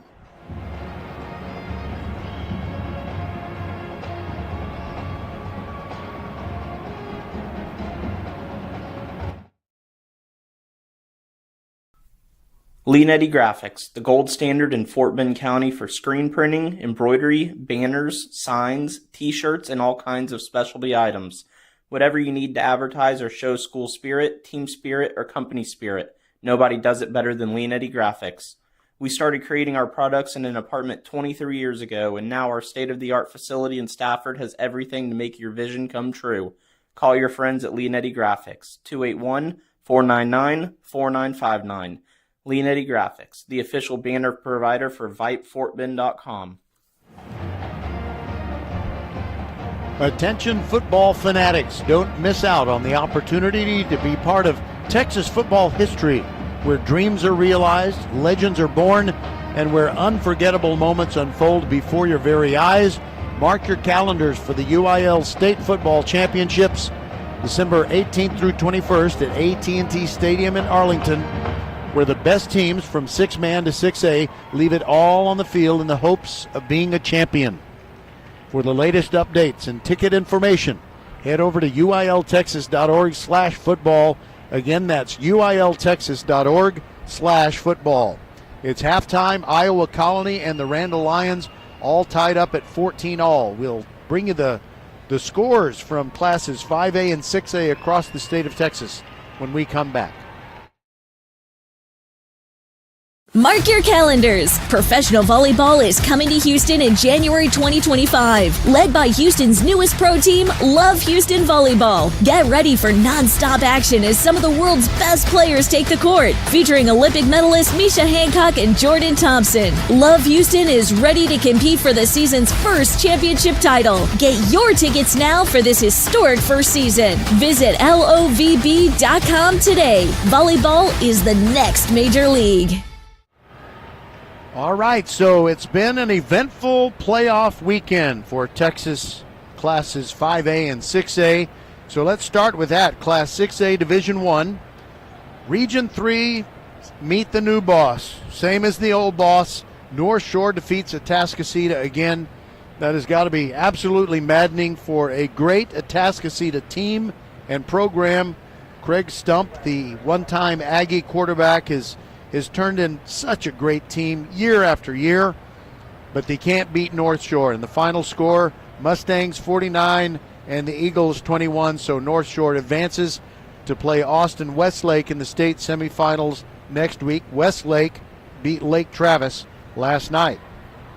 In the upper part of the Class 6A Division I bracket, Allen took a tumble. The multiple state champion Allen Eagles, it's been a while since they've won one, and they ain't going to win one this year. North Crowley, a team that is really coming into its own and might be ready to play for a state championship, they beat Allen 35-7. That's in Region 1 of Class 6A D1. In Region 2, well, the Bridgeland Bears from the Cy-Fair ISD put up a very good fight against Duncanville, but they end up losing 31-13. So it'll be North Crowley against Duncanville. That'll be a great matchup.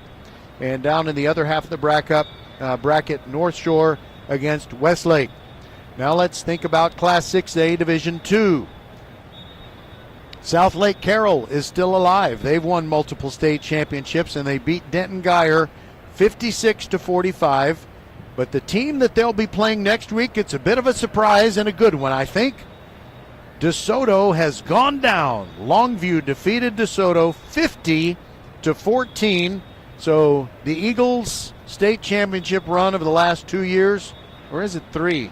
Anyway, DeSoto ain't going to win it this year either, so they're out. Summer Creek is going to the state semifinals again, as they did last year. In fact, they went all the way to the state championship game where DeSoto was waiting and scored 74 points on them, but that's not in the Summer Creek Bulldogs' minds. They beat Kingwood, their district rival, 51-7 in the Region 3 final of Class 6A Division II.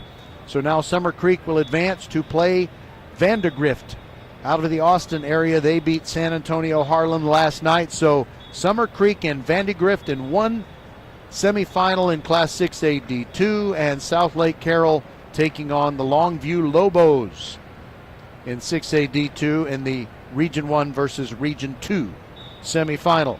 Now Class 5A Division 1. Guess who's not going to win this year? Aledo. Denton Ryan. Thank you, Denton Ryan. They beat Aledo 31-21. So now Ryan will go on to play Highland Park, which beat Frisco Lone Star last night. Denton Ryan against Highland Park in one semifinal in Class 5A D1. And earlier today, right here at NRG Stadium, Angleton won the Region 3 5A D1 championship with a great ball game, 24-21. They beat the LaPorte Bulldogs. And it was one of those games where it was 21-13, LaPorte on top.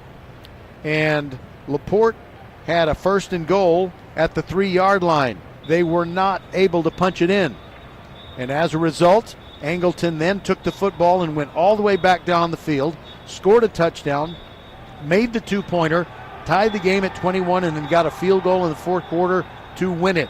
So Angleton advances, and they will play the Smithson Valley Rangers, who beat Flower Bluff out of Corpus Christi 49-14. So Angleton plays Smithson Valley next week in a Class 5A D1 semifinal.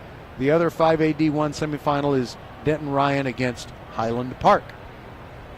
Now let's move to the one that matters for us, Class 5A Division 2. Argyle defeated Lucas Lovejoy. Thank you, Argyle. Argyle has a lot of state championships. Lovejoy has a lot of volleyball state championships, but no football championships, and they won't win this year either. So it is Argyle 42-17 over Lovejoy, and I need to take a quick check and figure out, let's see. Now Argyle is going to play against South Oak Cliff, which defeated Port Neches Groves in a surprisingly one-sided game. 56-14 last night, the Bears beat PNG, so it's Argyle against South Oak Cliff, and you know the rest. Our game, Randall against Iowa Colony, is for a state semifinal berth against the Bernie Greyhounds. So next week, the team that wins our game here today, which is all knotted up at 14-14 as we start the second half, they'll be taking on the Bernie Greyhounds at a location and time to be determined. And I'm just going to tell you right away, it pains me to tell you that VypeFortBend.com per se will not be bringing you that game next week, but we are going to try to make sure it is on one of the Vype Live websites so that you can enjoy it free of charge. I need to go out of state. Sorry. I bought a bag of Ricolas, and now I'm going to pop one in. I've had about 12 of them already. Okay. Sorry about that. So next week I need to go out of state because my son is going through a military graduation that I cannot miss. So whatever the Randall Lions do next week, I won't be able to describe it for you, but if they are fortunate enough to go on and earn the opportunity to go to Arlington for the state championship game on the night of December 20th, that's a Friday, we'll be there. VypeFortBend.com. Okay, here we go. Second half coming up. 14-all, Andy Cruz to kick off for Iowa Colony. Randall won the toss but deferred at the beginning of the game, so now they receive the ball at the north end of NRG Stadium. It looks like Randall is ready for an onside kick, but now the Pioneers kind of spread out their kickoff coverage formation. Deep in the middle of the field is Landon Williams-Callis, and they line drive it to him, but he's going to watch it go out of bounds. They kick it away from him. Andy Cruz doesn't kick out of bounds very often, and that really wasn't a mistake. I think he was just doing it for safety's sake. So the ball will come out to the 30-yard line. That is Randall's choice. And here we go.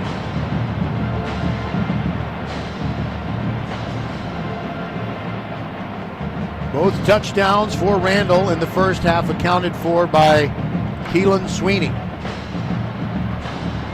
Carson White threw a touchdown pass to open the scoring, and actually he ran it in from 3 yards out to open the scoring, and he threw a 22-yard pass to Ian Hill, so that's why it's 14-14.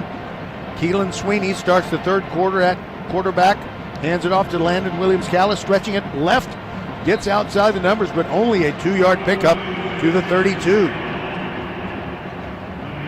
and undercutting him beautifully. This is it's not an easy thing to do. But making a great play for that 2-yard gain, Henry Kalu, in his 2nd down and 8.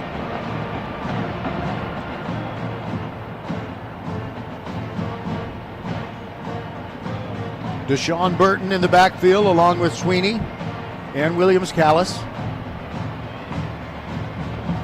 And a fake to Sincere Timpson, a keeper by Sweeney. And they grab his jersey and sling him down. He only picks up 2 to the 34-yard line. That was Adrian Porter, the linebacker. And we got, actually, instead of giving him a 2-yard pickup there, only 1. So it's 3rd down and 7.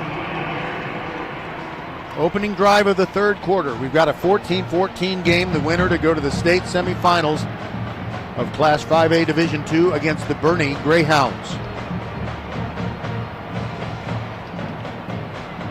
There goes Timpson in motion.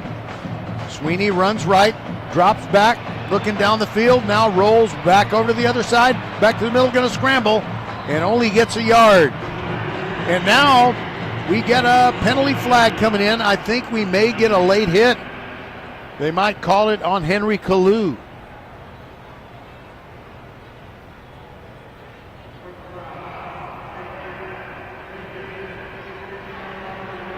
It is not a late hit, but it is a personal foul for a face mask. And that gives Randall a 1st down. No argument from the Iowa Colony side.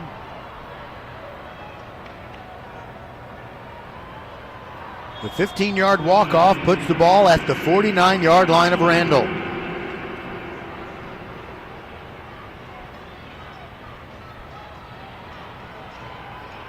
Sweeney with Timpson to his left and Williams-Callis to his right. Hands it off to Timpson, running left. Can't get out of the backfield. And he ends up getting dropped for a loss of 1. And I think that might have been Chris Johnson who grabbed him. It was indeed. Chris Johnson really didn't get him down cleanly with the first swipe, but the Baylor signee did pull him down. And let's count it a no gain, not a tackle for loss. But it's 2nd down and 10 for Randall from their own 49. Iowa Colony's defense has been very stubborn today. Sweeney hands it off. Up the middle, it is Sincere Timpson. Correction, it is Burton on the carry, who spins for 7. Down to the 44-yard line of Iowa Colony, and now Randall starts playing a little faster. Funky formation. Nobody to the left of the center, except way out beyond the hash marks. Sweeney basically exposed in the backfield, and now they hand it off to Burton running right. Doesn't get much. Fights to the 39, but you know what? That's what he needed for the 1st down. And in fact, they give him progress to the 40, and that will move the sticks. It's a 1st down. Think of First Tyrant Automotive. For all your car care needs, check them out at firsttyrantauto.com. Burton with the 4-yard run to get him a 1st down at the Iowa Colony 40. That face mask penalty may have just kind of propelled the Randall offense. Sweeney in the gun. Takes the snap. Keeps it, goes around the left end. Slides at the 35. And his buddy, Sean Smith, was hoping that there would be a flag for a late hit, but I don't think any such flag would have been justified. Sweeney was kind of selling it a little bit. 4-yard pickup, 2nd down and 6 from the 36. 14-14 game, 8:04 to go in the 3rd. Sweeney play fake, throws late over the middle behind his receiver, incomplete. Sean Smith was a little bit open, and behind him he might have even been able to get it to Cedric McClintock. Incomplete, 3rd down and 6 coming.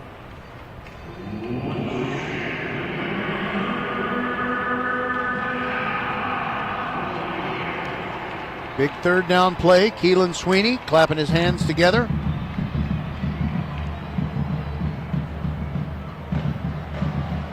Burton in the backfield next to him. Landon Williams-Callis is one of the receivers. With a flag down and a late throw over the middle intended for DeCorian Rubin, tipped and incomplete. What a game that Jeremy Garner of Iowa Colony has been playing. He swatted that one down in the secondary. We'll see what the flag is all about.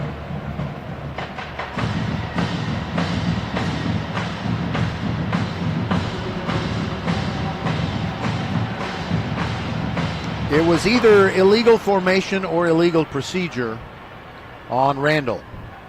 And up here in cavernous NRG Stadium, with the band playing, sometimes it is tough to understand the signals. And now we got Tyler Scribonic stepping onto the field, and he's going to go back to the quarterback situation. He and Sweeney have been sharing a lot of time this afternoon. Now he's taking the snaps with Landon Williams-Callis to his right, sends a man in motion, calls for the snap, rolls to the right, gives it back to Landon Williams-Callis on the counter play, cannot get out of the backfield. Outstanding play. Adrian Porter grabs Landon Williams-Callis' ankle and would not let go. And now it's 4th and 12. And you'll see one of those rare things if Randall doesn't fake it. It's a punt. Perry Kindred ready to boot it away.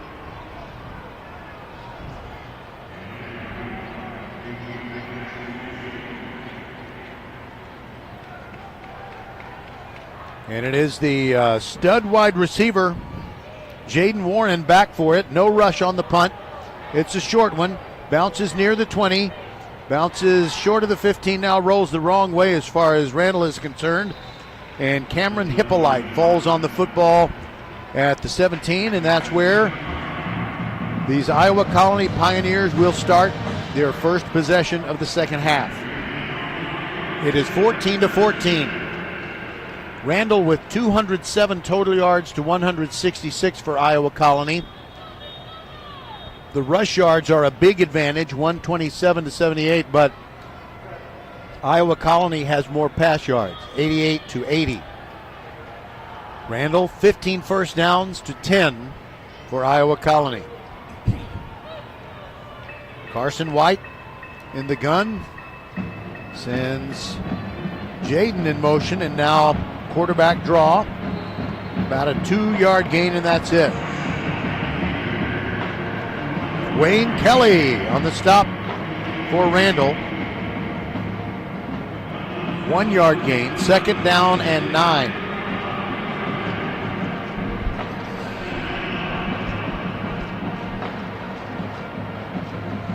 These defenses are so good. I wouldn't be the least bit surprised if we went to the end of regulation, still tied at 14. 2nd down and 9 with 6:26 to go in the third quarter. Keeper by White, and he gains, about 7 yards out to the 25-yard line. It'll be 3rd and 2 coming up.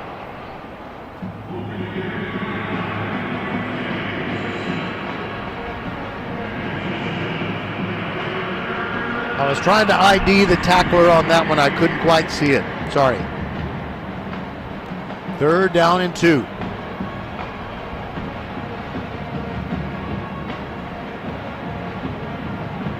Carson White in the Iowa Colony offense facing a 4-man front. White hands it off straight up the middle. Tenner gets a carry and gets a first down across the 30 to the 31. Sherrod Rivas came up out of the secondary to bring him down. Aaron Tenner, the junior running back, and in an earlier Iowa Colony game, I think it was the day after Thanksgiving, I said he was a freshman. I'm not sure where I got that. Maybe there was a misprint. Maybe it was just a misthink. Toss sweep coming to the near side. Tenner gets across the line of scrimmage and fights ahead to the 35. Open field tackle and a nice one from Jaquin Parker of Randall. So it's a 4-yard pickup. 2nd down and 6.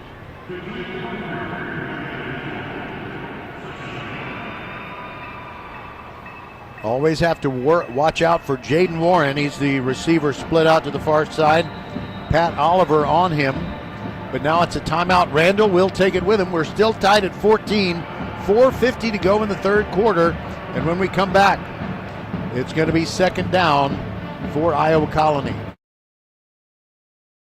Ooh, we got a question. Brian W. asks, it's the holiday season and I'm looking for deals. Is Xfinity having a Black Friday sale? Well, Brian, we got you covered. Get iPhone 16 Pro on us. Just ask us how. Plus, you can also get fast, reliable Xfinity internet with a line of Xfinity Mobile Unlimited for a great low price. So don't wait. Bring home a new iPhone 16 Pro built for Apple Intelligence. And connect to reliable 5G and Wi-Fi speeds up to a gig on Xfinity Mobile. That's a big deal. More like a gig deal. Now through December 3rd, ask how to get the new iPhone 16 Pro on us with an unlimited Plus line. Plus, get Xfinity Gigabit Internet with free Wi-Fi equipment for only $25 a month for 12 months with no annual contract when you add unlimited mobile. Go to Xfinity.com/Black Friday sale to learn more.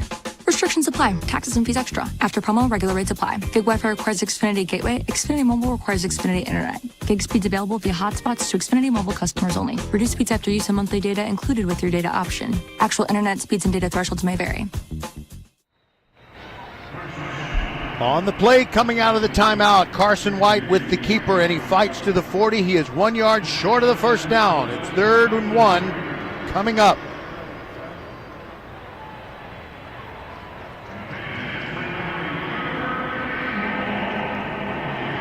Ryan Mallory jumping on his back to make sure he didn't get the first down on that second down play, but here we go, 3rd and 1. And there is a run to the right, and it's going to be a tackle for loss. They gave it to Eric Mosley, and he couldn't get free, and all of a sudden it is 4th and 5.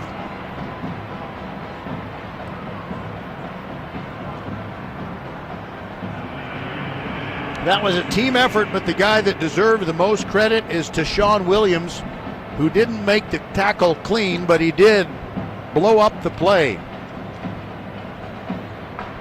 So it's 4th down, and now Iowa Colony will punt it with Andy Cruz. Sean Smith is back along with DeCorian Rubin. Cruz punts it. It's a beauty. Taken in the middle of the field by Deshaun Smith, gets to the 30-yard line, up the numbers, battles to about the 40, and that's where Randall will start its next possession. We're still tied at 14. It's 3:24 to go in the third quarter. The winner to play the Bernie Greyhounds in next week's state semifinal. And the winner of that one will meet the winner of either Argyle or South Oak Cliff.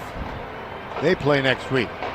Keelan Sweeney, shotgun snap, but a whistle prior to the snap. False start on Randall. I'm just going to say that those are so preventable. And Randall's going to need to stop those shooting yourself in the foot things if they want to get all the way to the promised land and come away happy. All right, 1st and 15 after the false start penalty. Sean Smith in motion. They fake the shovel pass, give to Landon Williams-Callis, gets to the 40-yard line, actually comes up short of that. Great play, and we've seen so many from Hayden Caston. What an active linebacker.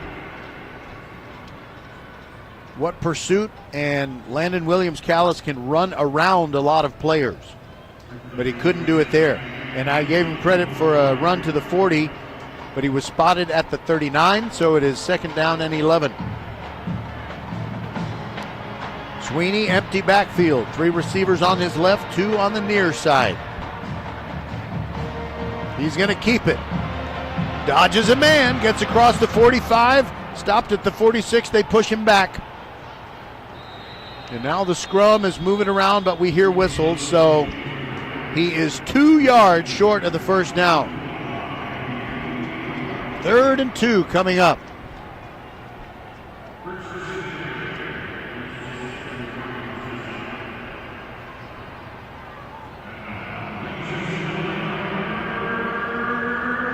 All right, 3-man front for Iowa Colony. Lions have kept them guessing with Keelan Sweeney at quarterback. Sean Smith in motion. Fake the sweep, and then they give it to Sincere Timpson. He fights to the 50. It depends on where they spot it. And now they wave the sticks down the field.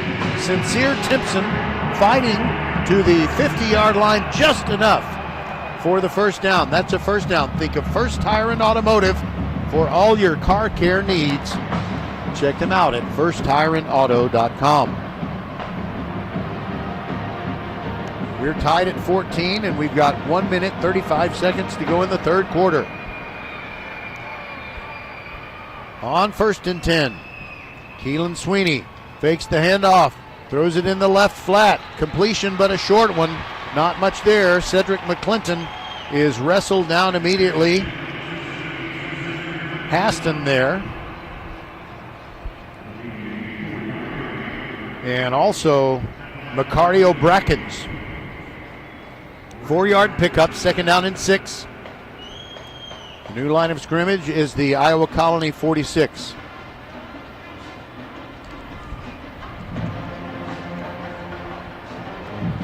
Total yardage getting a little closer. Randall with 226 to 186 for Iowa Colony. Running to the near side. It is Burton. He's hit in the backfield and knocked down. Correction. Sincere Timpson is knocked down in the backfield by Chris Johnson. A flag came in. We'll see what it is. And it's holding against Randall.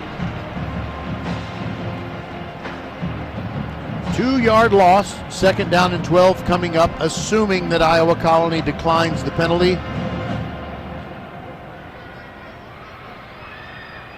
They are talking with Ray Garza, the Pioneers head coach, to figure out what he wants to do.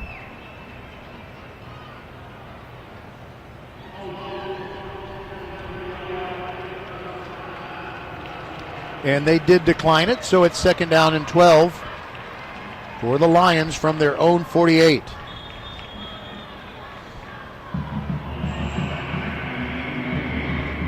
And it's going to be Tyler Skrabonic back in at quarterback. Empty backfield. The wide side of the field is the other side. Skrabonic trying to draw Iowa Colony off. Shouting out more instructions for his offensive line. And now it's a Randall timeout. We'll be back with 16 seconds to go in the third on VypeFortBend.com. Professional volleyball is coming to Houston this January, featuring Olympic medalists Misha Hancock and Jordan Thompson. Love Houston Volleyball is Houston's newest professional team. Get ready to watch some of the world's best volleyball players, from Olympic medalists to NCAA champions and international superstars, with the action kicking off on January 9th. Visit lovb.com for more information and tickets for Love Houston matches. Volleyball is the next major league. By the way, I want to say a very fond get well soon to John Montalongo, Randall principal, who's been struggling with his health. And we appreciate Brian Wilson filling in that role. And we love you, Mr. Montalongo. And we hope that you have great Randall Lions fortunes to smile about in the next couple of weeks, and before we all go to bed tonight. All right, Skrabonic in at quarterback on 3rd and 12. Williams Callis in motion to the left. Skrabonic drops back, stands strong, throws it toward the sideline looking for Williams Callis. It's a 50-50 ball, and it falls incomplete near the 25-yard line. Excellent defense there. And I believe it was Bejan Dupati making the play, and it's going to be 4th down. So Perry Kindred comes on to punt it away. Second punt of the day for Perry. Mason Mixon and Deshaun Burton blocking up front for him. It's a good snap. Kindred's punt is away.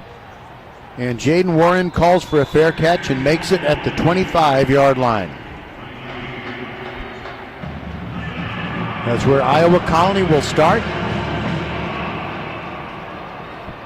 Iowa Colony's been stuck on 14 for a while. Randall got its 14th point near the end of the first half. And we've had a scoreless third quarter. We've only got 3 seconds left in that quarter. Aaron Tenner, the running back. Carson White, the quarterback for Iowa Colony.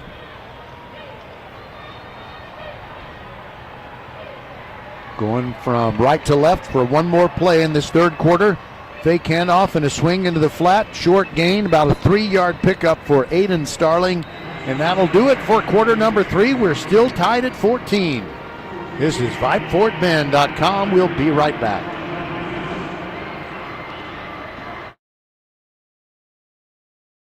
Ooh, we got a question. Brian W. asks, it's the holiday season and I'm looking for deals. Is Xfinity having a Black Friday sale? Well, Brian, we got you covered. Get iPhone 16 Pro on us. Just ask us how. Plus, you can also get fast, reliable Xfinity Internet with a line of Xfinity Mobile Unlimited for a great low price. So don't wait. Bring home a new iPhone 16 Pro built for Apple Intelligence. And connect to reliable 5G and Wi-Fi speeds up to a gig on Xfinity Mobile. That's a big deal. More like a gig deal. Now through December 3rd, ask how to get the new iPhone 16 Pro on us with an unlimited Plus line. Plus, get Xfinity Gigabit Internet with free Wi-Fi equipment for only $25 a month for 12 months with no annual contract when you add unlimited mobile. Go to Xfinity.com/Black Friday sale to learn more. Restrictions apply. Taxes and fees extra. After promo, regular rates apply. Gig Wi-Fi requires Xfinity Gateway. Xfinity Mobile requires Xfinity Internet. Gig speeds available via hotspots to Xfinity Mobile customers only. Reduced speeds after use of monthly data included with your data option. Actual internet speeds and data thresholds may vary.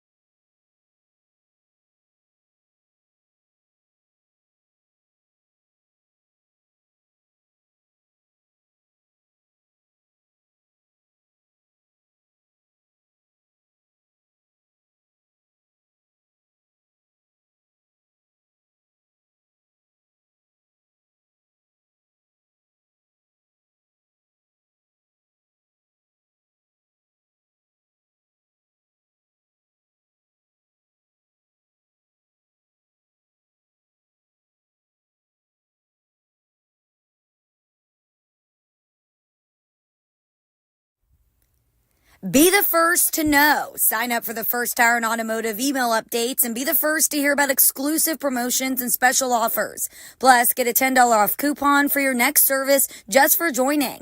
First Tire and Automotive always treats you like family and puts you first. $15 off your next battery purchase and $75 off service totaling $500 or more. Head to the website for even more specials and to set your appointment. FirstTireandAuto.com. First Tire and Automotive, supporting school and youth sports programs for over 26 years. Get to one of First Tire and Automotive's 4 convenient locations in Sugar Land and Cinco Ranch. FirstTireandAuto.com.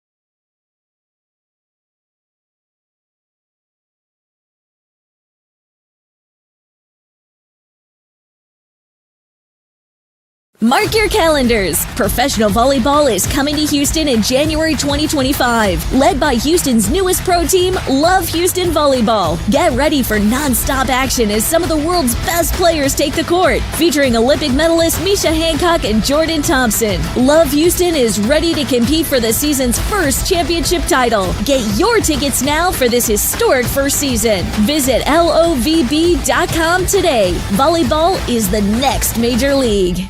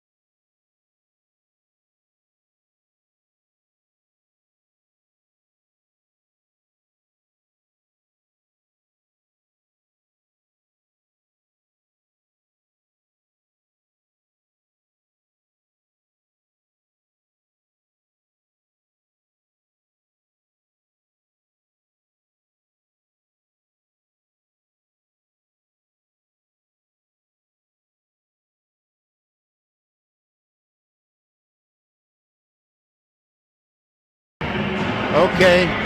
Sorry we lost our audio there. I'm not sure how it happened, but they are going to bring on Christian Munguia to kick a field goal to put Randall ahead with 4:37 to go. Sorry about losing that audio. I don't know how long it had been off. So this is to break the 14-14 tie.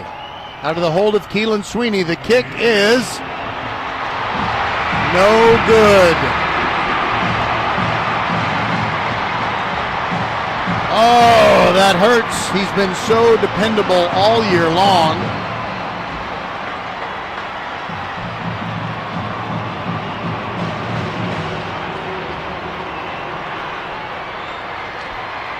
And so with 4:32 to go, the ball now belongs to Iowa Colony.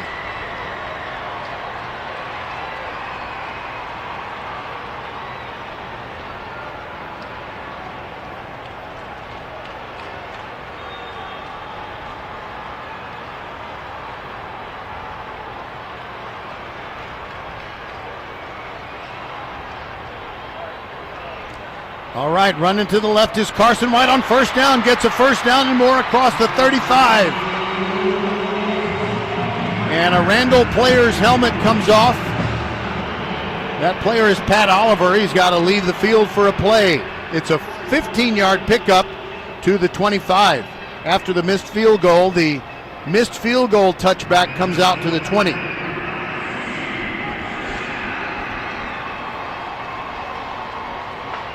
4:15 to go in the regulation time. The clock still ticking down. Tenner back in at running back. Carson White in the gun, far hash mark, 35-yard line. Give to Tenner, short gain, 2 yards. That's about it. Wayne Kelly with another tackle. Second down and 8.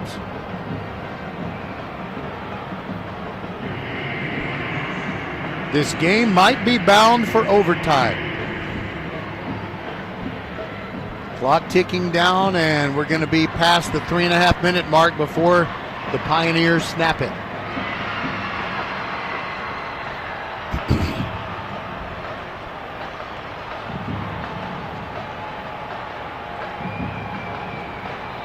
Here's the snap to White, and now a whistle. It's a timeout taken by Iowa Colony before the play.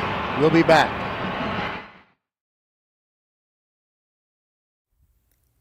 Be the first to know. Sign up for the First Tire and Automotive email updates and be the first to hear about exclusive promotions and special offers. Plus, get a $10 off coupon for your next service just for joining. First Tire and Automotive always treats you like family and puts you first. $15 off your next battery purchase and $75 off service totaling $500 or more. Head to the website for even more specials and to set your appointment. FirstTireandAuto.com. First Tire and Automotive, supporting school and youth sports programs for over 26 years. Get to one of First Tire and Automotive's 4 convenient locations in Sugar Land and Cinco Ranch. FirstTireandAuto.com. Teams have used a lot of timeouts tonight. Both teams, when it's not really urgent. 2nd down and 8. White hands it off to Tenner.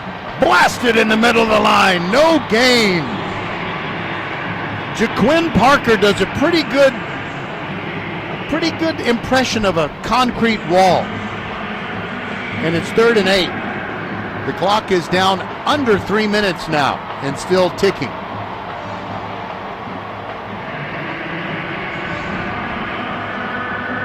Perry Kindred and some of the Randall defenders urging the crowd to get loud. Dropping back is White, and he throws near sideline. It's incomplete.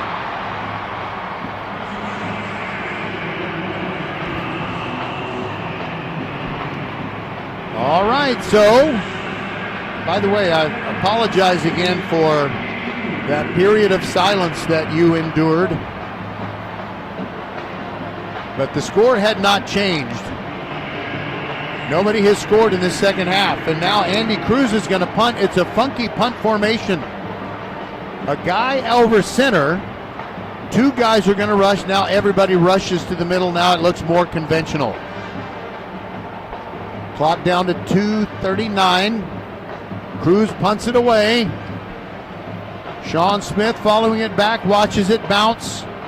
And it's dead at the 23. 2:28 to go. We're still tied at 14. And Randall embarks on yet another drive, hoping they'll get a score out of it and we can all go home happy.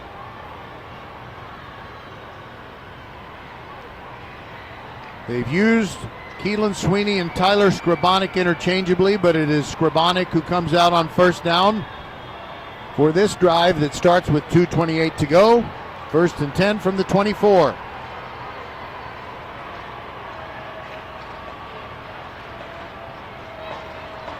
He takes the snap, drops back, throws near sideline. Jackson Montalongo got it near the 30, steps out at the 35.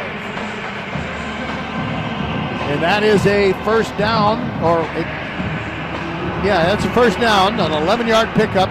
Think of First Tire and Automotive for all your car care needs. Check them out at FirstTireandAuto.com. Skrabonic, ball on the near hash. Sean Smith in motion.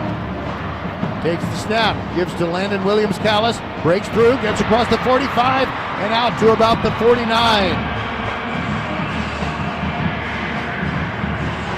That's a 14-yard gain, and they move the sticks again. The clock is at 2:13, and it stops temporarily.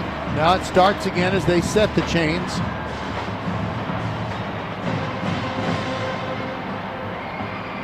Skrabonic with Landon Williams-Callis to his right. Now Williams-Callis in motion. Skrabonic pumps a throw in his direction, and now it's a throwaway. Goes over all of his teammates on the bench on the far side, so it will not be intentional grounding. He did get one such call against him earlier today. The clock is at 1:50 now.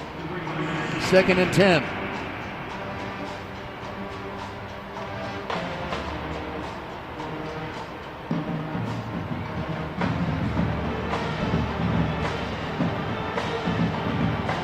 All right, Skrabonic gives the instructions to his teammates. 2nd and 10 from the Randall 39. Give to Williams Callis running over the right side. Not much there, just a 2-yard pickup and nothing else.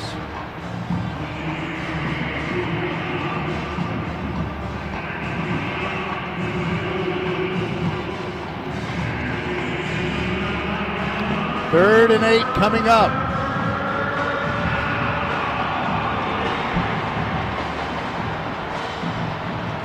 Scribonic in the gun. Man goes in motion in front of him. That's Sean Smith. Scribonic rolls left, throws near the sideline. Catch inside the 35. Jackson Montalongo's got it. And that is a first down. 1:12 to go, and he goes out of bounds.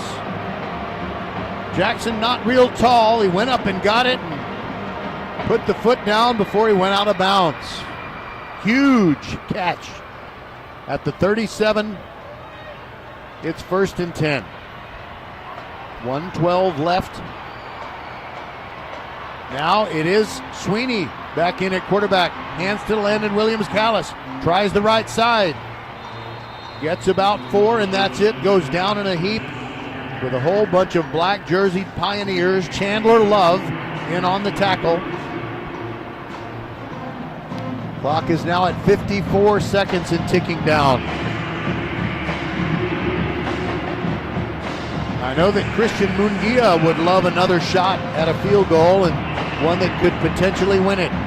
Clock down to 40. Sweeney, high snap, collected it. Williams Callis trying to get something, can't find it. No gain.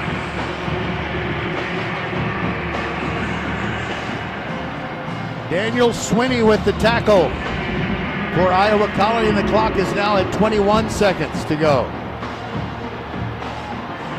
Sweeney with 3 running backs surrounding him. On 3rd down and 7, takes the snap. Fakes it, steps back. He's hit and dropped. That'll take him out of field goal range. He's sacked at the 45. Sheldon Golden broke through, and that was huge. And now the clock is at 3 seconds to go. And I just don't think Munguia can make one from there. It would be a 61-yarder. So they may just have to throw a Hail Mary.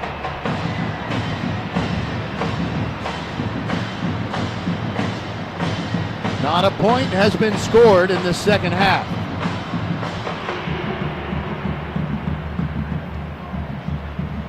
The timeout has been called, and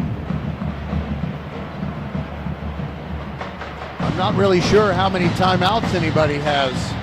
The scoreboard is not complete. All right, they got Scribonic in there. He's got the bigger arm. The line of scrimmage is the 44. And we'll see if they can make something special happen. And there are now 6 seconds on the clock. It had said 3. They added 3 seconds to the clock.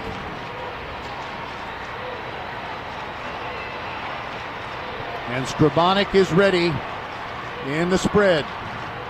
Takes the snap, drops back, throws over the middle, got a completion and a lateral. They got it inside the 20 and down at the 9-yard line. And that's how regulation time ends. They got it to Cedric McClintock. He was in the open there. He was maybe a foot or 2 from splitting the last 2 tacklers, but he is dropped at the 9. It was a quick lateral from DeCorian Rubin, and Jarvis Solomon teamed up with Chandler Love to make that desperation tackle. And now we're going to have overtime. We'll be back.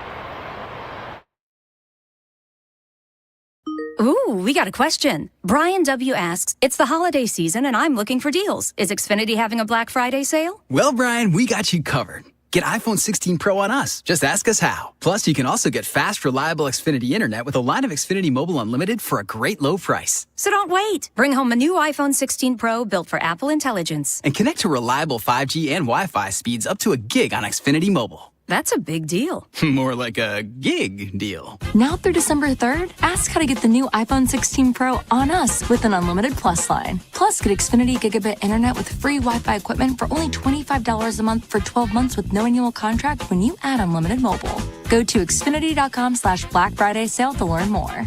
Restrictions apply. Taxes and fees extra. After promo, regular rates apply. Gig Wi-Fi requires Xfinity Gateway. Xfinity Mobile requires Xfinity Internet. Gig speeds available via hotspots to Xfinity Mobile customers only. Reduced speeds after use of monthly data included with your data option. Actual internet speeds and data thresholds may vary.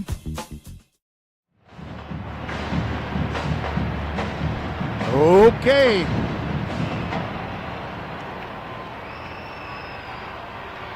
Coach Ray Garza of Iowa Colony is already out in the middle of the Texans logo. And here comes Brian Randall, the son of the former superintendent, Dr. Thomas Randall, for whom the school is named. What a rock'em sock'em second half of tough defense, and sometimes offenses shooting themselves in the foot with penalties.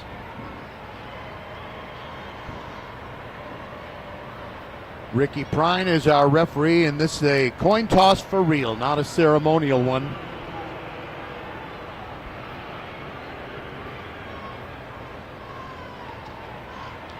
Coach Randall will get to call it because the Lions are the visiting team.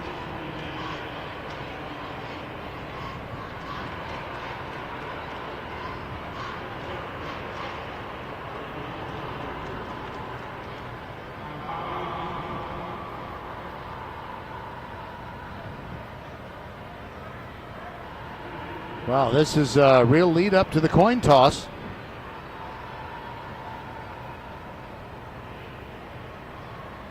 All right, Mr. Prine tosses it. And it looks like Iowa Colony has won the toss.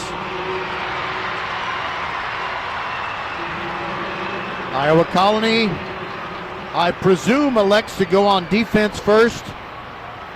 And we will play the first overtime at the south end. Hold on to your hats, folks.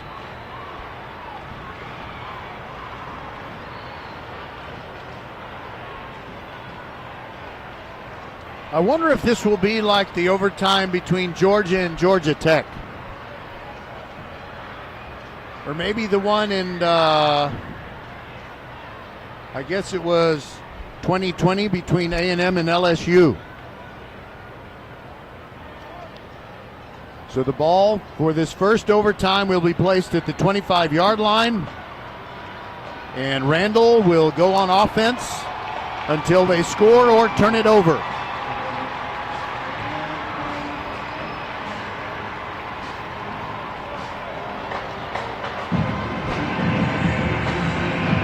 The Iowa Colony Band making its joyful noise, but I think there's a lot of apprehension in it too.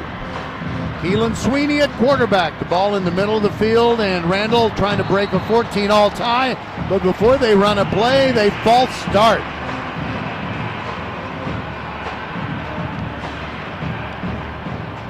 Not a good time for that.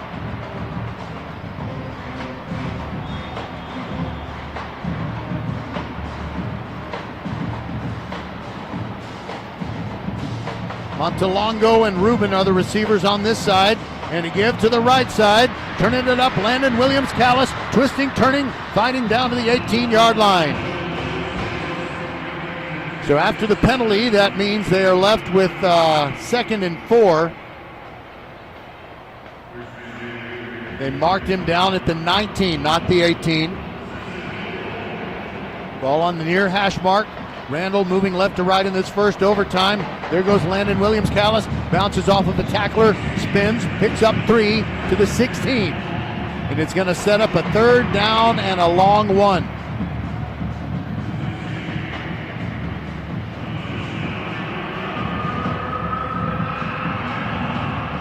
Sincere, Timpson, and Landon Williams-Callis in the backfield. And Sweeney tells Timpson to move to the left side. Callis to the right.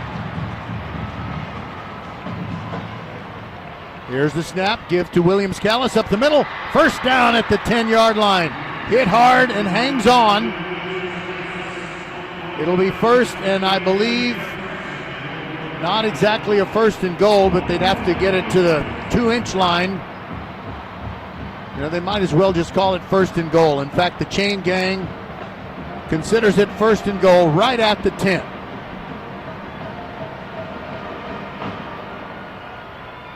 Williams Callis gets it again, runs to the right side, nothing there. No gain. Zeldin Golden wrapped up his legs, and Williams Callis looking a little bit weary as he gets to his feet. They bring in Mason Mixon. He usually lines up in an H-back spot. Sean Smith also comes on, and Montalongo went out. I didn't see who else went out. It might have been Sincere Timpson. Second down and goal from the 10. Sweeney in the gun. Smith in motion. They fake the shovel pass. They'll go Sweeney trying to get free. Gets to the 10. That's it. They snuff him out right there. Adrian Porter on the tackle.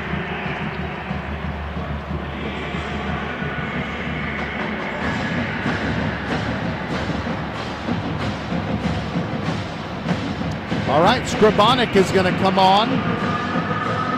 Mason Mixon will go off. Sweeney is still in there as a receiver. On third and goal from the 10. We're in overtime, 14 all. Randall doesn't want to settle for a field goal. Scribonic, straight back, looking to his left. Throws near the goal line. Caught! Touchdown! Touchdown! It is Keelan Sweeney!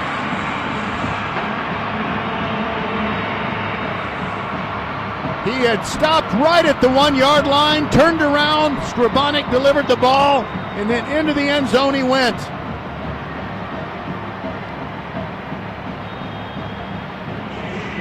So Sweeney has scored all 3 touchdowns for the Lions. And now Munguia comes on for the extra point. 23-foot crossbar right down the middle. It is 21-14. And now if the Randall Lions defense can deny Iowa Colony a touchdown, then victory will belong to Randall.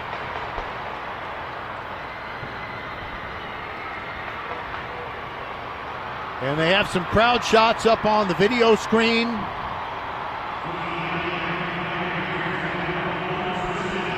And the folks at Iowa Colony, you see some looks of apprehension, and you can't blame them. Their team has to score here to keep their season alive.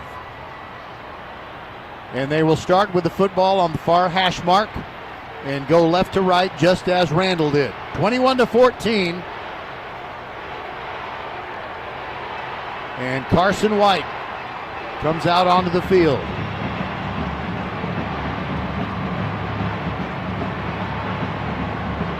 There goes a man in motion. Fumbled snap. White picks it up. Hit near the line of scrimmage. No gain.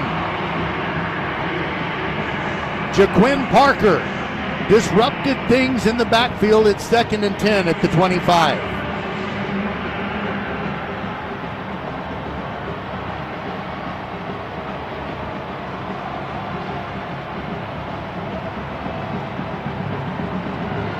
Tenor is the running back. The Iowa Colony offense looking over to the sideline to get the signal. On 2nd and 10, they have to score a touchdown on this possession. Here goes a man in motion, and White gives it to Tenor, running left, hit in the backfield, drop for a loss of 3. It is LaJalen Miller with a big tackle for loss, setting up a 3rd and 13.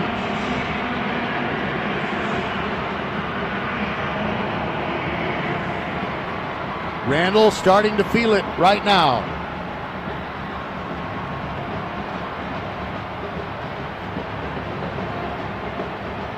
They rush a man off the field right at the last instant. That's Ryan Mallory. Out of the gun, Carson White dropping back, and a flag. I think it's a false start. Somebody was leaning back, and it might have been Carson White, the quarterback himself. So 3rd and 13 becomes 3rd and 18.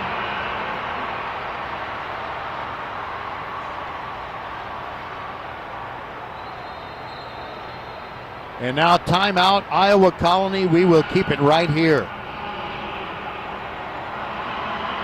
I'm sure somewhere in this stadium there's at least one and perhaps multiple scouts from the Bernie Greyhounds. They beat Corpus Christi Miller last night to earn a spot in the state semifinals. They'll get the winner of this one. Randall's defense needs to just put an end to this drive. Iowa Colony needs to pull something out of its bag of tricks. They've got 3rd down and 18 from the 34.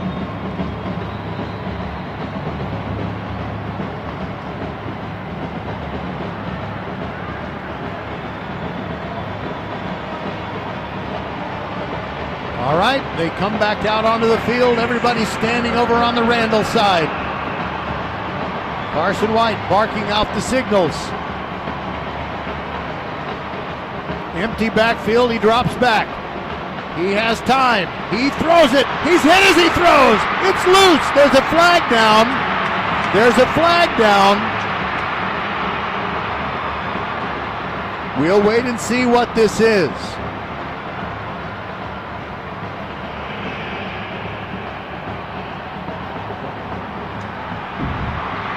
And the ball game is over. It was a fumble recovered by Randall, and that will do it.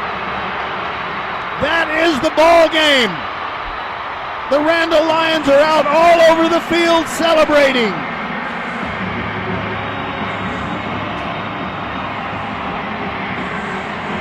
I'm watching the video board here, just kind of wondering if we're going to get to see, was that a ball?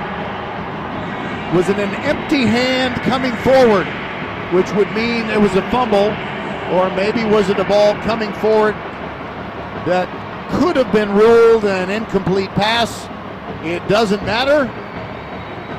The officials have said it's a fumble recovered by Randall. I didn't even see who it was. But congratulations, Randall Lions. What a hard-fought and at times not so attractive win this was. But it's not how, it's how many, and they win by 21-14.